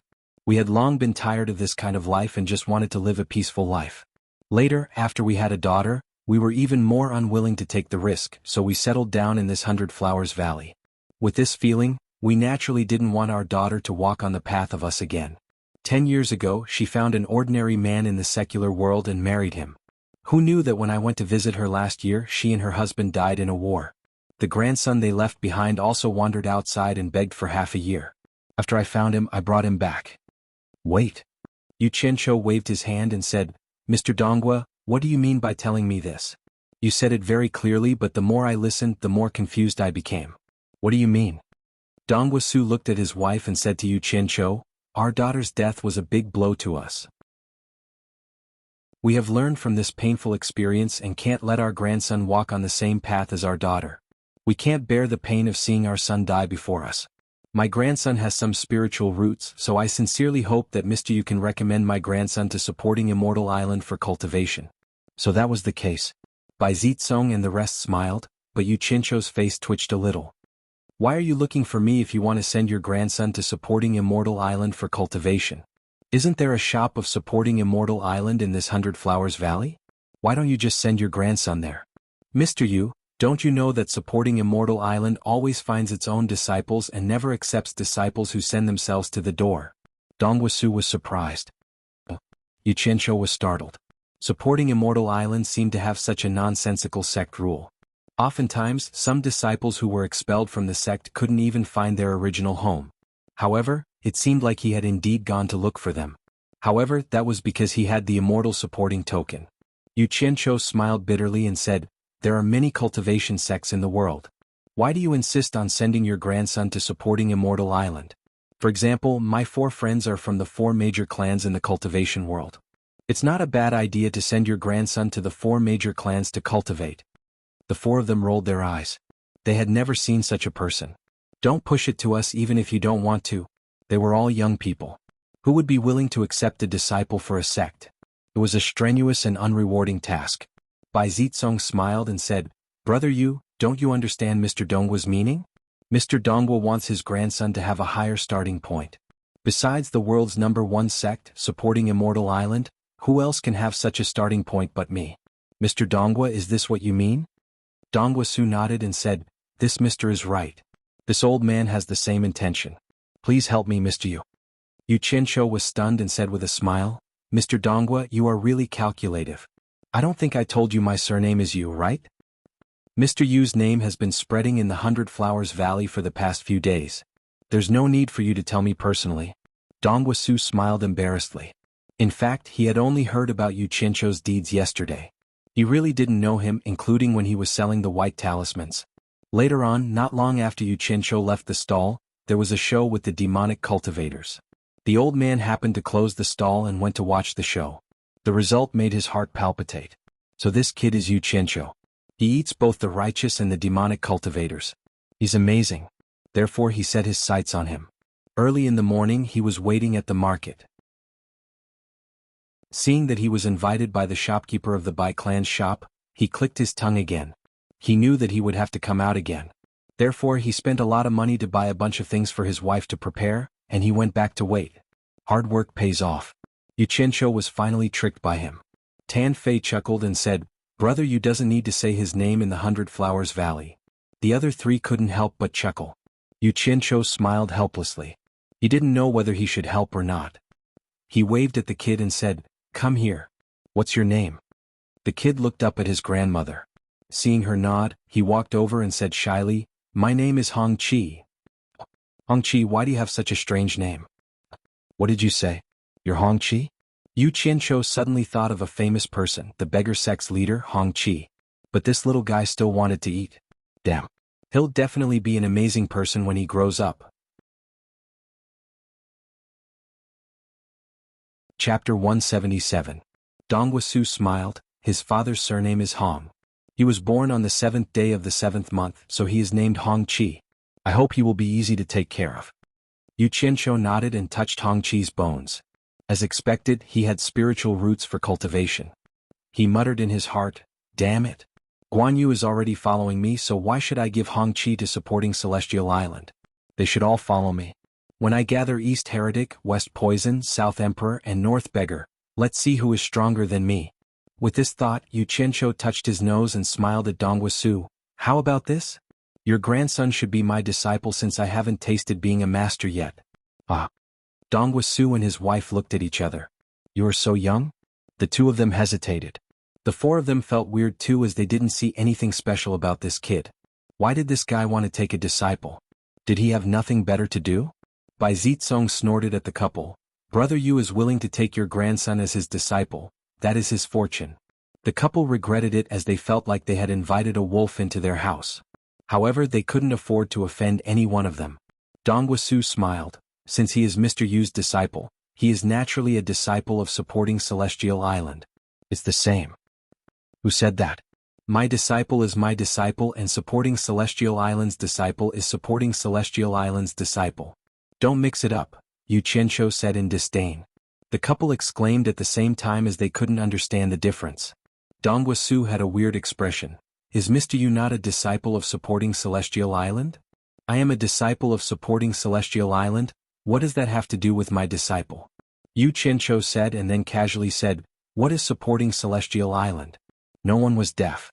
Although his voice was soft, they all heard it. The couple was a little confused. Bai Zitsong and the other three exchanged glances. Could it be that this kid would join the mysterious force behind Xianxia that didn't even put Fushin Island in his eyes? The four of them immediately looked at Hongqi in a new light. "Hongqi, from today onwards I'm your master. Kowtow and acknowledge me as your master." Xianxia sat up straight. It was his first time accepting a disciple, so he was very formal. Hongqi looked at his grandfather and grandmother, who were in a daze. Seeing that they didn't object, he obediently knelt down and kowtowed 3 times, calling him master. By the time the couple realized what was going on, it was already too late. Their grandson had already gone through the ceremony. Xianxia pinched his chin and looked at Hongqi from left to right. He felt that everything about him was good. The more he looked, the more satisfied he was. Suddenly he said, "Oh, right. I forgot to give you a greeting gift." He took out a storage bag and put it on the table. "There are 1,000 high-grade spirit stones in here. It should be enough for you to cultivate to Qi training level 10. Then he took out 2 things and put them on the table. "These are 10 foundation establishment pills. When you reach Qi training level 10, you can use them to build your foundation. If it's not enough, I'll give you more." The group of people was dumbfounded. 1,000 high-grade spirit stones and 10 foundation establishment pills. Could this guy be the god of fortune? Bai Zitsong, who was sitting next to him, picked up a foundation establishment pill with a purple aura. His face kept twitching. "Is this the legendary Dan Halo? What does a kid's food have to do with you?" Xianxia rolled his eyes. He snatched the foundation establishment pill from his hand and put it back on the table. Dongwu Su let out a breath of cold air. He said to Hongqi, "Hurry up and thank your master." The couple spent a lot of effort to get a foundation establishment pill back then. They knew very well how important it was to cultivators. The reason why he allowed his grandson to join supporting Immortal Island was because the #1 sect in the world would give him 3 chances to reach the foundation establishment realm. Once he succeeded in his cultivation, he would not be easily bullied. However, Yu Qianqiu gave him 10 chances at once. Basically, it would not be a problem for him to cross the foundation establishment realm. What else could he say? Lil Hongqi knelt down and kowtowed 3 times. He said in a childish voice, "Thank you, master." Yu Qianqiu was so happy that he couldn't close his mouth. He pulled Yang Kai over and patted Yang Kai's head. Glancing at the storage bag on the table, he said, "I gave you spirit stones for cultivation, but I forgot to give you some pocket money."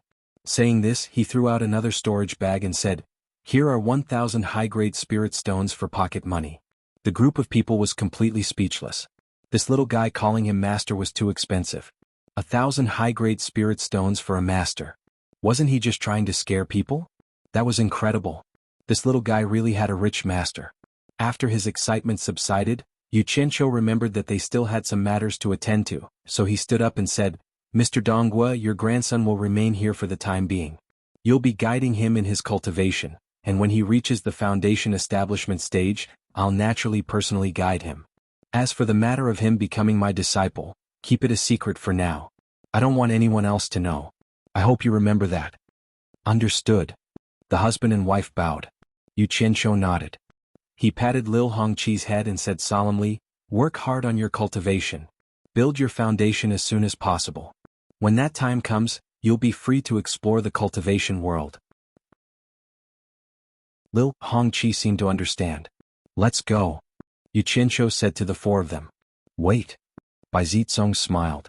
"Since Brother Yu is taking in a disciple, how can we not give him a gift? I'll represent the 4 of us to express our gratitude." He took out a token and turned to Lil Hongqi. "I'm not as rich as your master. This token is for you. If you have any trouble in the future, you can take this token to the Bai family's shop in the 100 Flowers Valley. It should be of some help." Hongqi took the token. He didn't know the meaning behind it. However, his grandparents naturally knew. Of course, the things given by Yu Qianqiu and Bai Zizong would also be kept by his grandparents. In the end, the 5 of them left without eating anything. They even lost a bunch of valuable items. However, they also gained a disciple. The 4 of them congratulated him along the way. Yu Qianqiu accepted it gladly. He was really happy. When they arrived at the entrance of the Cultivation Alliance, although the 2 disciples guarding the entrance knew Yu Qianqiu, they still stopped Bai Zizong and the other 3 due to the rules. Yu Qianqiu couldn't do anything about it. He could only accompany the 4 of them and follow the rules. The 4 of them were here to make Yu Qianqiu proud. There was nothing to hide. They directly reported their identities to the disciples guarding the entrance. A disciple immediately asked everyone to wait. He turned around and went to report. After a while he got permission to let them in. The 4 of them looked around and didn't find anything strange. When they arrived at the main hall of Fuxian Island, Yu Qianqiu shouted at the door, "Disciple Yu Qianqiu is here to see Elder Quan." "Come in." Quan Deming shouted from inside. After the 5 of them entered, Yu Qianqiu immediately told him who they were. The 4 of them greeted him one after another. Quan Deming was very polite to the heirs of the 4 great clans in the cultivation world. Although they were not as strong as the supporting Immortal Island, when they joined forces, they were not something ordinary sects could compare to. After knowing that the 4 of them were here to invite Yu Qianqiu to the 4 major families as a guest, Quan Deming considered for a moment and agreed. If it was Yu Qianqiu who wanted to go, he wouldn't agree. So many people from Fuxian Island had informed him. If something happened to Yu Qianqiu, how was he going to explain to those people? The invitation from the 4 major families was different. Firstly, it wasn't good to humiliate them. Secondly, with them around, Yu Qianqiu shouldn't have any mishaps. After coming out, the 5 of them agreed to set off early the next morning. They were going to the place that Yu Qianqiu was interested in, the Wu clan's auction. Chapter 178. It took less than half a day to travel from the 100 Flowers Valley to Angquangtsung on a flying Dharma artifact. Logically speaking, Wu Baoru and the rest should have returned yesterday. However, there was still no news of them. Lu Changqing sat cross-legged on the cattail hassock in the middle of the green light hall and felt that something was wrong. Could it be as he had guessed? Would supporting Xian Island make a move on Lu Jingguang and the rest? Originally he was worried that his guesses were unnecessary. The dignified supporting Xian Island would disdain to do such a thing. However, for the safety of his grandson he still took precautions. Now, he recalled the news from the 100 Flowers Valley.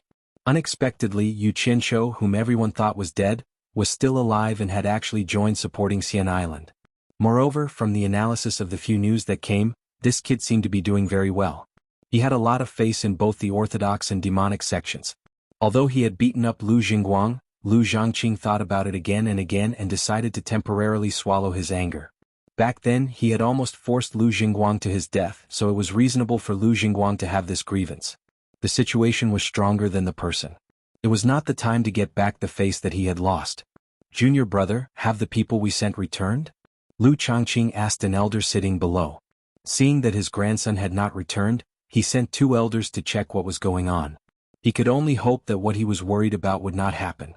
The elder pondered and said, "The 2 junior brothers went in the direction of the 100 Flowers Valley. They should be back soon." As soon as he finished speaking, a 9th-generation disciple ran in a panic. After bowing, he looked embarrassed and couldn't say a word.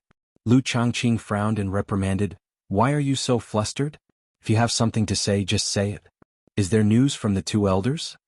The 9th-generation disciple said embarrassedly, "The 2 elders are back. They respectfully invite the sect leader to go to the mountain gate." Lu Changqing couldn't be bothered to argue with this disciple. Right now he was most concerned about his grandson. He got up and walked out of the hall. The elders on both sides also got up and followed. A group of people quickly passed through the square and arrived outside the mountain gate of Onquangsum. At this time there were already many people gathered here, but their expressions were not very good. Seeing the sect leader and the elders come, they all gave way to them and bowed. Lu Changqing anxiously said, "Is there any news from the 2 brothers?" "Junior brother," the elder said anxiously. "Elder," Lu Changqing said. What appeared in front of Lu Zhangqing and the others was a large pile of bloody severed limbs on the ground. Not a single complete corpse could be found. There were also 2 storage bags thrown to the side, which were obviously the things that had been brought back from the dismembered corpses. On a stone platform a little further away from these things, there was a single head. One could vaguely make out Lu Jingguang's face. The bloody scene in front of them couldn't cover up the beautiful scenery around Qingguang Mountain.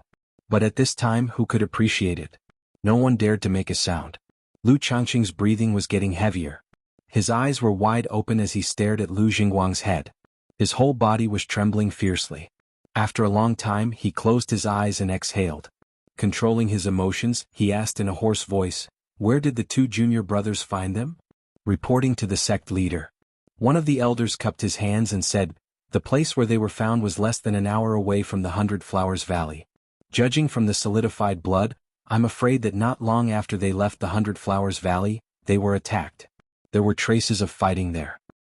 "That is to say, the person who killed them also came from the 100 Flowers Valley?" Lu Changqing asked with an ashen face.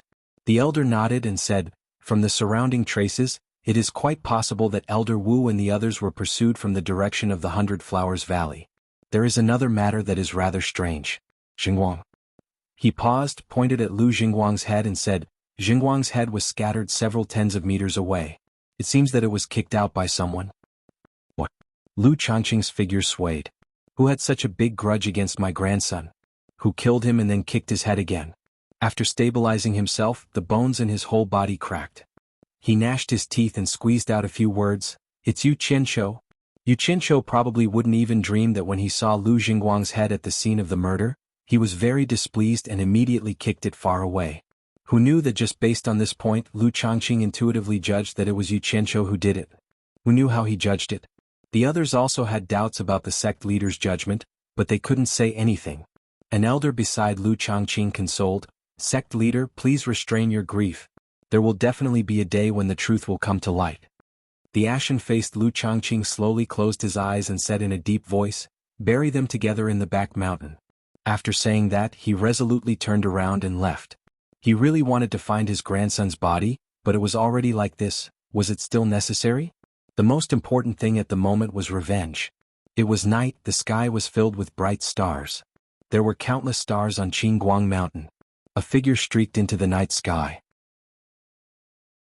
In the back garden of the Yu mansion in Swallow Zicheng, xuanhuan was preparing to go to the wing room to rest.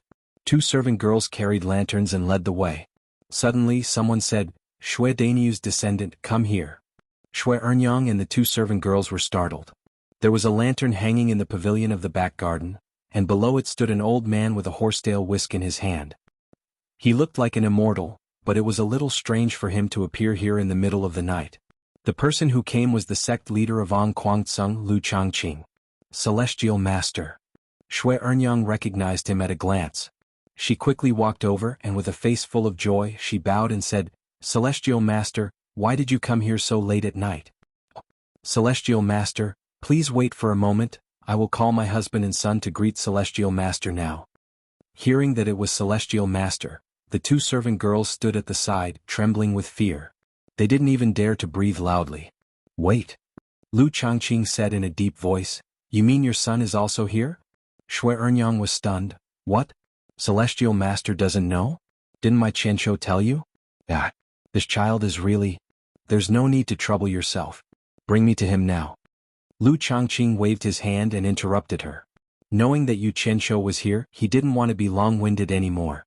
In order to calm Xuanhuan down, he actually squeezed out a smile on his face. "Yes, yes, yes." Xuanhuan didn't dare to say anything else and quickly led the way. The study room of the Yu residence was brightly lit.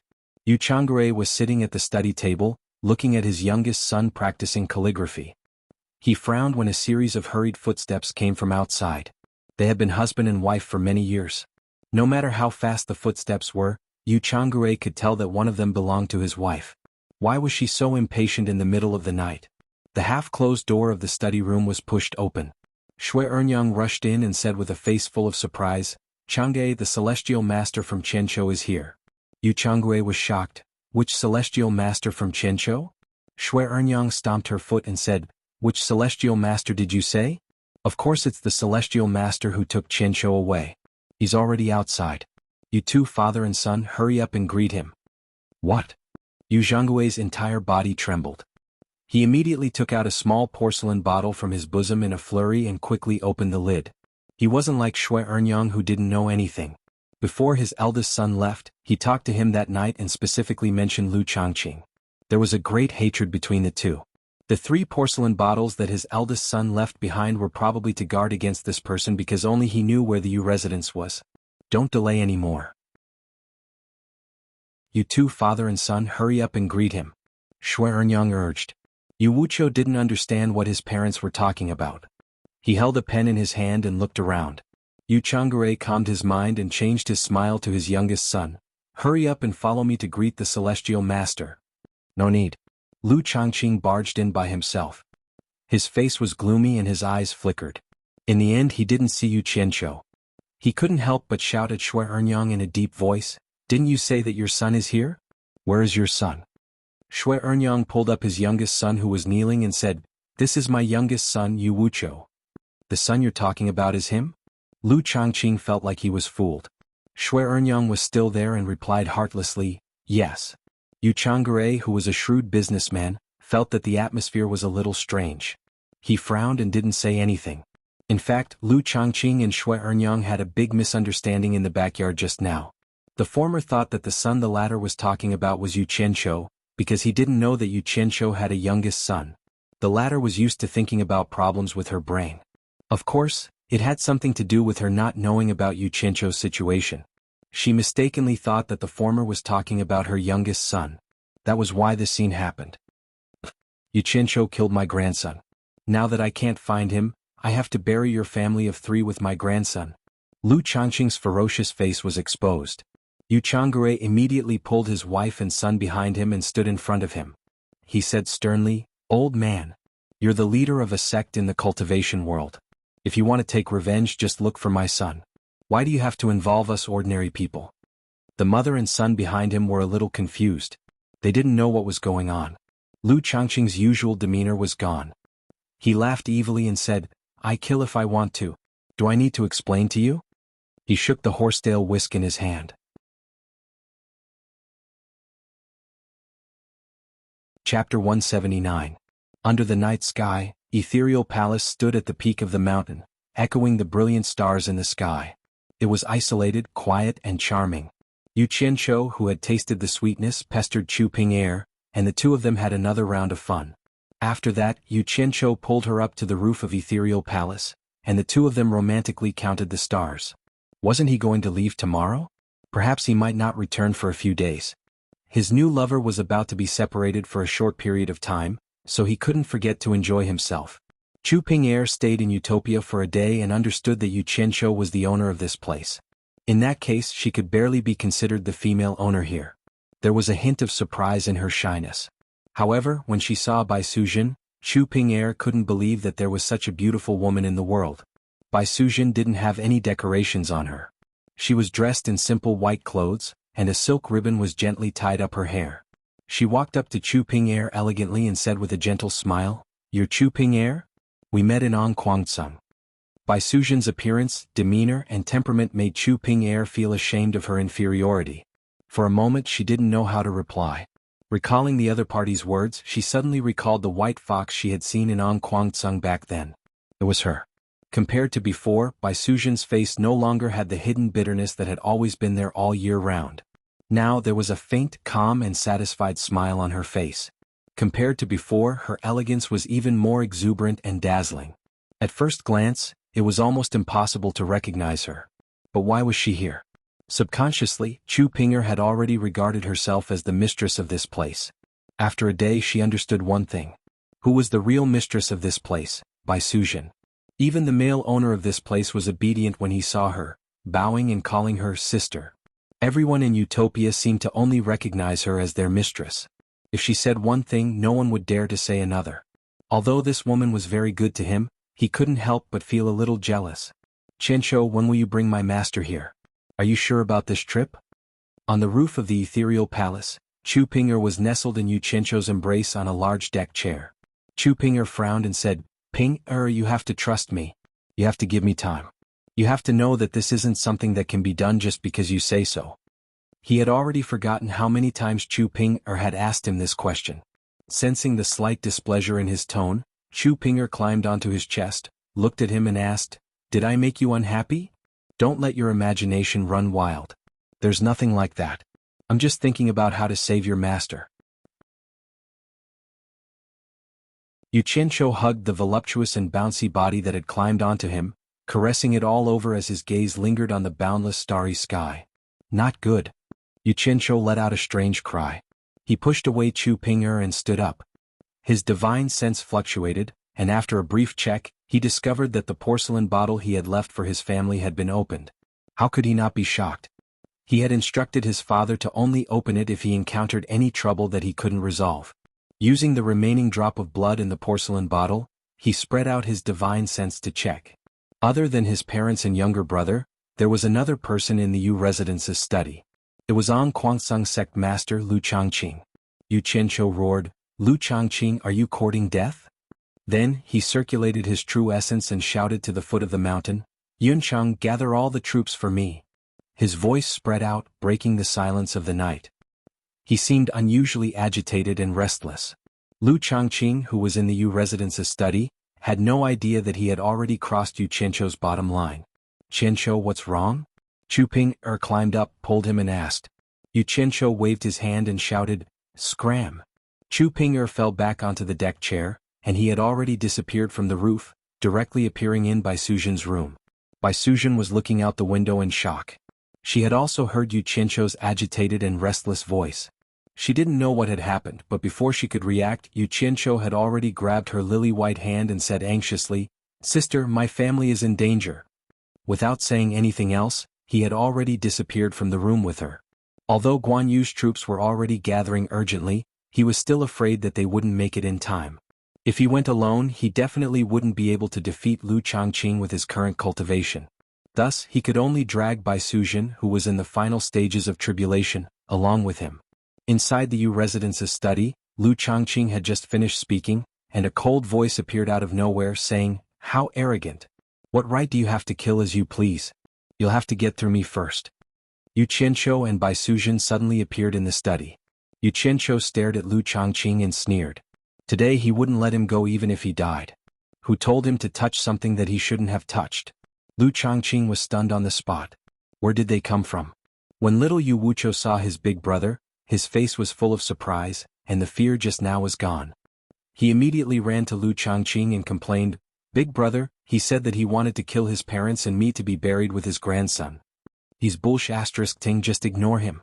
Yu Qianqiu pushed his brother behind him. He was now also relieved and he introduced them to Bai Suzhen. "This is my parents and brother." Little Yu Wuqiu poked his head out and stared at Bai Suzhen, nodding and saying, "Sister is so beautiful." Bai Suzhen smiled at him and then bowed to Yu Changre and xuanhuan. When the couple saw that their son had come, they were already relieved. At this time they saw such a beautiful girl and it was brought by their son. They immediately looked at each other and immediately forgot the worries they had just now. Their eyes swept back and forth between their son and the beautiful girl, and there was a meaningful look in their eyes. Lu Changqing was very excited by the happy family in front of him. He pointed his finger and shouted, "Yu Qianqiu, it was you who killed Xuanhuan." Yu Qianqiu and Bai Suzhen both took a step forward and blocked the three people behind them. Yu Qianqiu laughed and said, "You dog, I really want to kill that damn eunuch with my own hands, but it's a pity that I can't do that." "What? Do you want revenge?" "To tell you the truth, the person who killed your grandson is outside.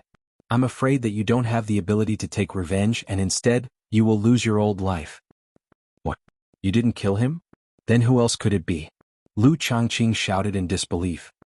He had completely ignored the devastatingly beautiful woman beside him. Yu Qianqiu sneered and said, "You will know if you have the ability to go out and have a look." As soon as he finished speaking, the sound of footsteps came from all around, and from time to time, there were cries of alarm from the servants in the mansion. Lu Changqing shook the horsetail whisk in his hand backhandedly, and a white light quietly hit a big hole in the wall behind him. It could be seen that he had an extraordinary degree of control over his cultivation. He rushed out in a flash and looked around, only to see that there were people in black everywhere. On top of the walls and on the roofs, there were countless of them. As soon as he came out, he was immediately surrounded by the people in black. Looking at the cultivation of these people, the lowest was at the core formation stage, and there were even many at the late nascent soul stage. Lu Zhangqing, who had been blinded by hatred, suddenly sobered up. He was greatly shocked. He was only at the late nascent soul stage. How could he be so reckless? As the leader of a sect, he actually came out to seek revenge? It was already impossible to retreat into the house, and the hole in the wall was already guarded by 5 men in black of the late nascent soul stage. In the face of the threat of death, Lu Changqing was scared out of his wits, and suddenly felt that his chances of survival were slim. Chapter 180. "Yunchang, since this old man is here, don't let him go back." Yu Qianqiu's voice floated out from the study. "Shoo." A whistling sound came from somewhere, and it was Guan Yu's voice. Most of the black-clothed men flew backwards, and the group of people surrounding him became much thinner, but there were still close to 100 of them. It should be known that this time, Yu Qianqiu called out all 3 companies in a fit of anger. Lu Changqing looked around vigilantly, and saw that most of the people surrounding him were at the late nascent soul stage, and the weaker ones were at the middle nascent soul stage. A fierce expression appeared on his face, and with a flick of his sleeve, a short flying sword flashed with a green light. In the blink of an eye, it expanded into a normal-sized flying sword. The body of the sword was blue, and it flashed a bewitching light in the night as it circled around his body. The horsetail whisk in his other hand was also flung away, and he slowly paced around in a defensive manner. "Kill." Guan Yu's voice came again. Nearly 100 cold lights left the hands of the men in black, and they quickly shot towards Lu Changqing. The latter quickly raised the horsetail whisk in his hand, and a strange phenomenon suddenly appeared. The horsetail whisk flashed with a white light, and the whisk instantly grew longer and spread out. Then it spun rapidly like an umbrella, and a series of ding-ding-dang-dang sounds rang out. Nearly 100 flying swords were all bounced off by the flexible horsetail whisk. It was hard to believe that under the control of the people the flying swords attacked back and forth a few times, but they couldn't advance at all. Immediately someone exclaimed, "Bai Yi's horsetail whisk, sect leader Ong Kwangsung's top-grade defensive magic treasure. He is Ong Kwangsung's sect leader Lu Changqing." What? Then someone else shouted, "Everyone be careful, that green flying sword is a top-grade offensive magic treasure, Ong Kwangsung's green destiny sword." This group of men in black came from various major sects, and naturally there was no lack of people who knew their stuff. Although they had never seen Lu Changqing before, they immediately recognized him based on these two magic treasures. One must know that the weapons used in the cultivation world are generally divided into three types: magic tools, magic treasures, and spirit treasures. Generally, the flying swords used by cultivators were ordinary artifacts, but there were also some that could be refined into high-grade artifacts with better materials. However, weapons that had reached the magic treasure level were extraordinary. Magic treasures were not something that ordinary people could afford to use. Not only were the materials required to refine them expensive, but there were also too few people who had the ability to refine magic treasures. Occasionally they would need to rely on luck to refine a good one. As for numinous treasures, he had only heard of them but had never seen them. Moreover, this person actually possessed a top-notch high-grade defensive magic treasure and a top-notch high-grade offensive magic treasure at the same time. Judging by the appearance of the magic treasure, who else could this person be other than the sect master of Anquangtsung, Lu Changqing? Nearly 100 flying swords attacked again, attacking like a storm, but no matter how hard they tried, they could not break through the seemingly thin whiskers. This horsetail whisker is also a magic treasure? Yu Qiancho, who was watching the battle from the broken wall of the study, muttered. When An Quangtsung framed Wu Baoru wanted to kill him with a flying sword. He had seen Lu Changqing's horsetail whisker easily subdue the flying sword. At that time he had thought that Lu Changqing's cultivation was profound, but he had never expected that this broken horsetail whisker was actually a magic treasure. Although he had stayed in the cultivation world for a long time, he had never paid much attention to magic treasures. The key was that he had never seen them before, so he had no concept of them. The first time he saw one, he was sure that it was the diamond bracelet used by the disciple of the cultivation pavilion during the competition on Fuxian Island. Now he was already wearing it, but he had never used it. The reason why he hadn't used it was because he was afraid that one day, someone would use the same method to kill him. If that happened, he would die in vain. Now that he saw that the horsetail whisker could block the attacks of nearly 100 late-stage nascent soul cultivators, he immediately realized the benefits of a defensive magic treasure. He casually took out the bracelet and put it on his wrist. Then he injected a bit of his true essence into it, and a faint yellow light enveloped him. The more true essence he injected, the darker the color of the light enveloped him. After putting away the diamond bracelet, Yu Qiancho felt a bit depressed. Could it be that so many late-stage nascent soul cultivators couldn't deal with a late-stage nascent soul cultivator like Lu Changqing? Lu Changqing, who was relying on a magic treasure to defend himself, also came to a realization. That's right. What was he worried about? What was there to be afraid of? What was the point of having so many nascent soul cultivators? With An Quangtsung's two magic treasures in hand, what could they do to him? Lu Changqing's old face revealed a trace of an evil smile. He used the horsetail whisker to defend himself while sizing up the attacking black-clothed men. When his gaze fell on the flying sword that was attacking him, his face immediately sank. The flying swords that came to attack were of various shapes and sizes. Some were from the supporting Immortals Island, the Myriad Devils Temple, the Deluo sect, the Hopeful Moon sect, the Corpse God sect, and their old enemy, the Blood Devils Temple. It was actually people from the top 3 sects of the righteous and demonic sects who had joined forces to attack him. How was this possible? Lu Changqing shouted sternly, "Who are you people?" Based on his understanding of the righteous and demonic sects, it was absolutely impossible for such a thing to happen. Although everyone had been deprived of their original primordial spirits and trapped in utopia all these years, the changes brought about by the military-style spiritual training were difficult to underestimate. To put it simply, they had found spiritual sustenance. It was a spiritual belief that was different from when they only knew how to blindly cultivate in the past. Yu Qiancho knew this very well. Otherwise, there wouldn't have been so many extremists in his previous life. The power of spiritual belief was terrifying. This was what Yu Qiancho had constantly instilled in them. The attacks were getting more and more intense.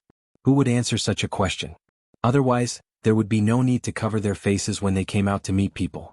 In fact, Lu Changqing was really afraid that they were from the 6 sections. If that was the case, what was the purpose of these 6 sects attacking the An Quangtsung sect leader? Just thinking about it made one shudder. Could it be that they wanted to destroy An Quangtsung? Seeing that they did not answer, Lu Changqing, who was shrouded in thousands of strands of dust, let out a sigh. The dust fluttered and instantly condensed into nearly 100 strands, spreading out like tentacles. Dozens of attacking flying swords were immediately entangled and taken away by the dust strands. The dozens of people controlling the flying swords were shocked. Once the flying swords were entangled by the dust strands, their connection with their divine senses was immediately severed. They could no longer control their attacks. In just a few moments, some people did not have time to withdraw their flying swords, and dozens of them were taken away by the dust strands. Xianxia let out a breath of cold air. Damn. This horsetail whisk was too awesome. It was obviously a defensive magic tool, but it actually had a bit of an offensive nature. It had taken away so many flying swords in one go.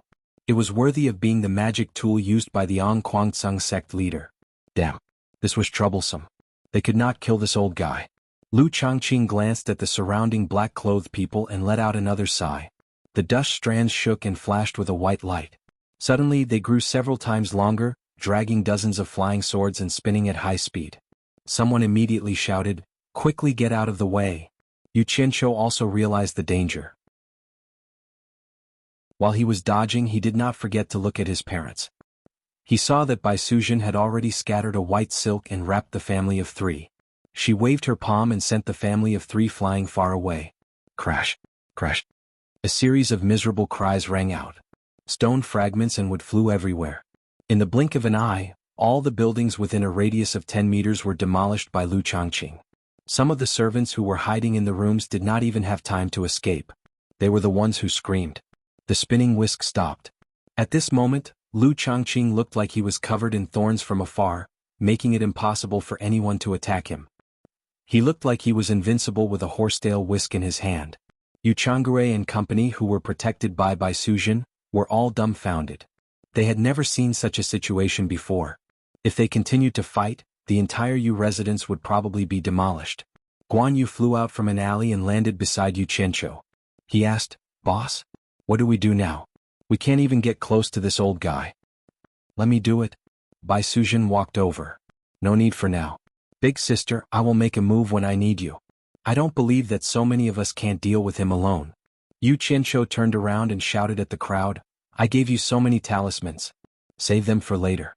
Everyone attack together. As long as you can attack, attack. I don't believe you can't defeat him."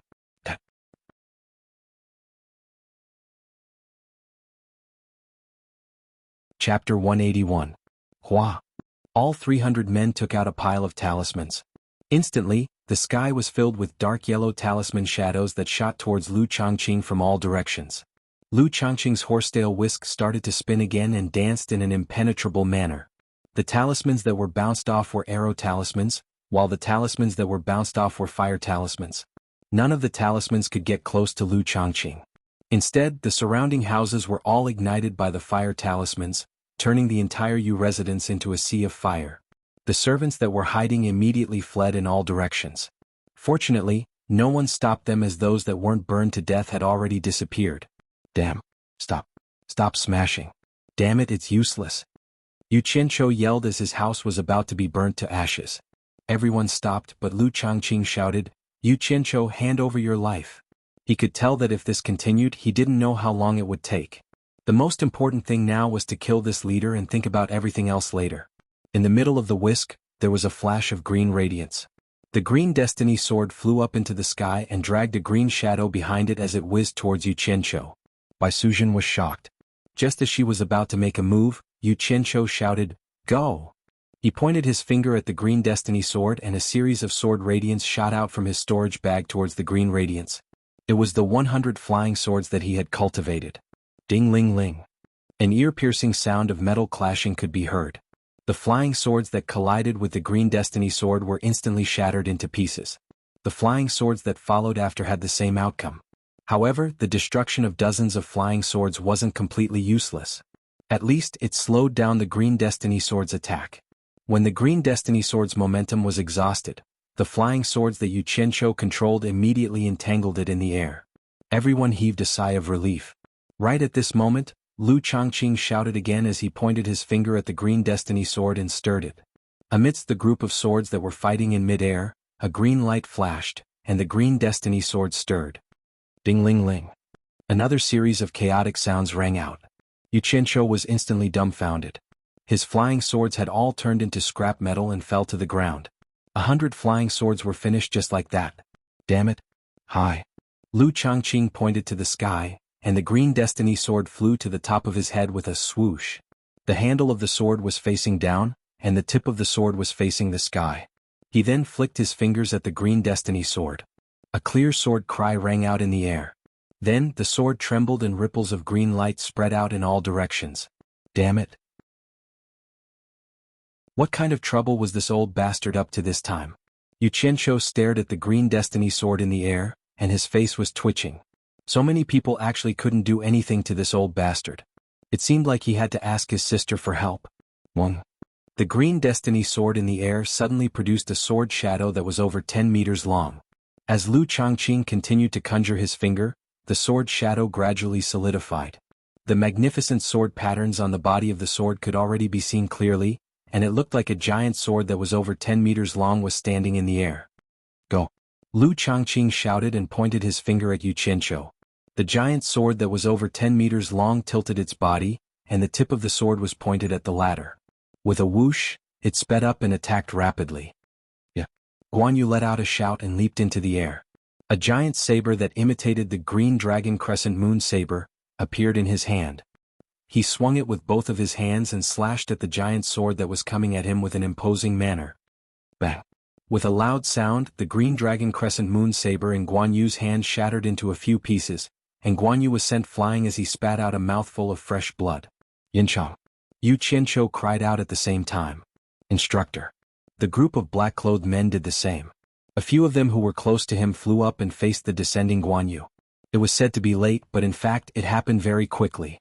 A series of scenes happened in the blink of an eye. The giant sword's momentum didn't stop, and the effect that Xuanhu had on it was almost negligible. Its target was still Xianxia. At the critical moment, Xianxia's body was enveloped by a dazzling golden light shield. At the same time, a white shadow teleported over and extended a black, sharp claw to grab the giant sword.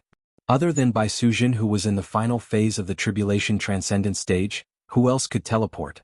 At this point she couldn't wait for Xianxia to call out to her. In fact, Xianxia wasn't in a hurry to call out to her either. Creak creak creak. The sharp claw in Bai Suzhen's hand caught the sword, and it let out an ear-piercing screech. However, this green destiny sword was really powerful. Even with Bai Suzhen's cultivation, she couldn't completely stop its attack. Bai Suzhen was shocked, and she immediately used her cultivation to the limit. However, the giant sword's edge had already pierced through the light shield on Xianxia's body. Bang! The sword's edge collided with the Vajra shield and the ground shook. The giant sword stopped its attack. On the other hand, the light shield on Xianxia's body dispersed with a bang. The Vajra bracelet on his hand shattered into a few pieces and fell to the ground. Xianxia spat out a mouthful of blood and fell to the ground. His parents and brother cried out in grief. They didn't care about the danger anymore and they quickly ran over. On the other side, Lu Changqing seemed to have used up a huge amount of energy to execute such a powerful attack. The green destiny sword shrunk back to its original form with a whoosh. With a nimble flash, it tried to escape. How could Bai Suzhen let it escape? She teleported over and grabbed it with her claw. The strange thing was, no matter how hard it struggled, it couldn't hurt the mountain-piercing claw in Bai Suzhen's hand. From this, it could be seen that the Fox clan's treasure, mountain-piercing claw, was no ordinary treasure. Bai Suzhen immediately cut off the connection between Lu Changqing and the green destiny sword. She raised the sword in her hand and looked at Lu Changqing with a frosty expression. Ong Kwangsung's treasure really lives up to its name. With that said, she teleported to Xianxia's side and asked gently, "How is it?" Xianxia was half lying in his father's embrace.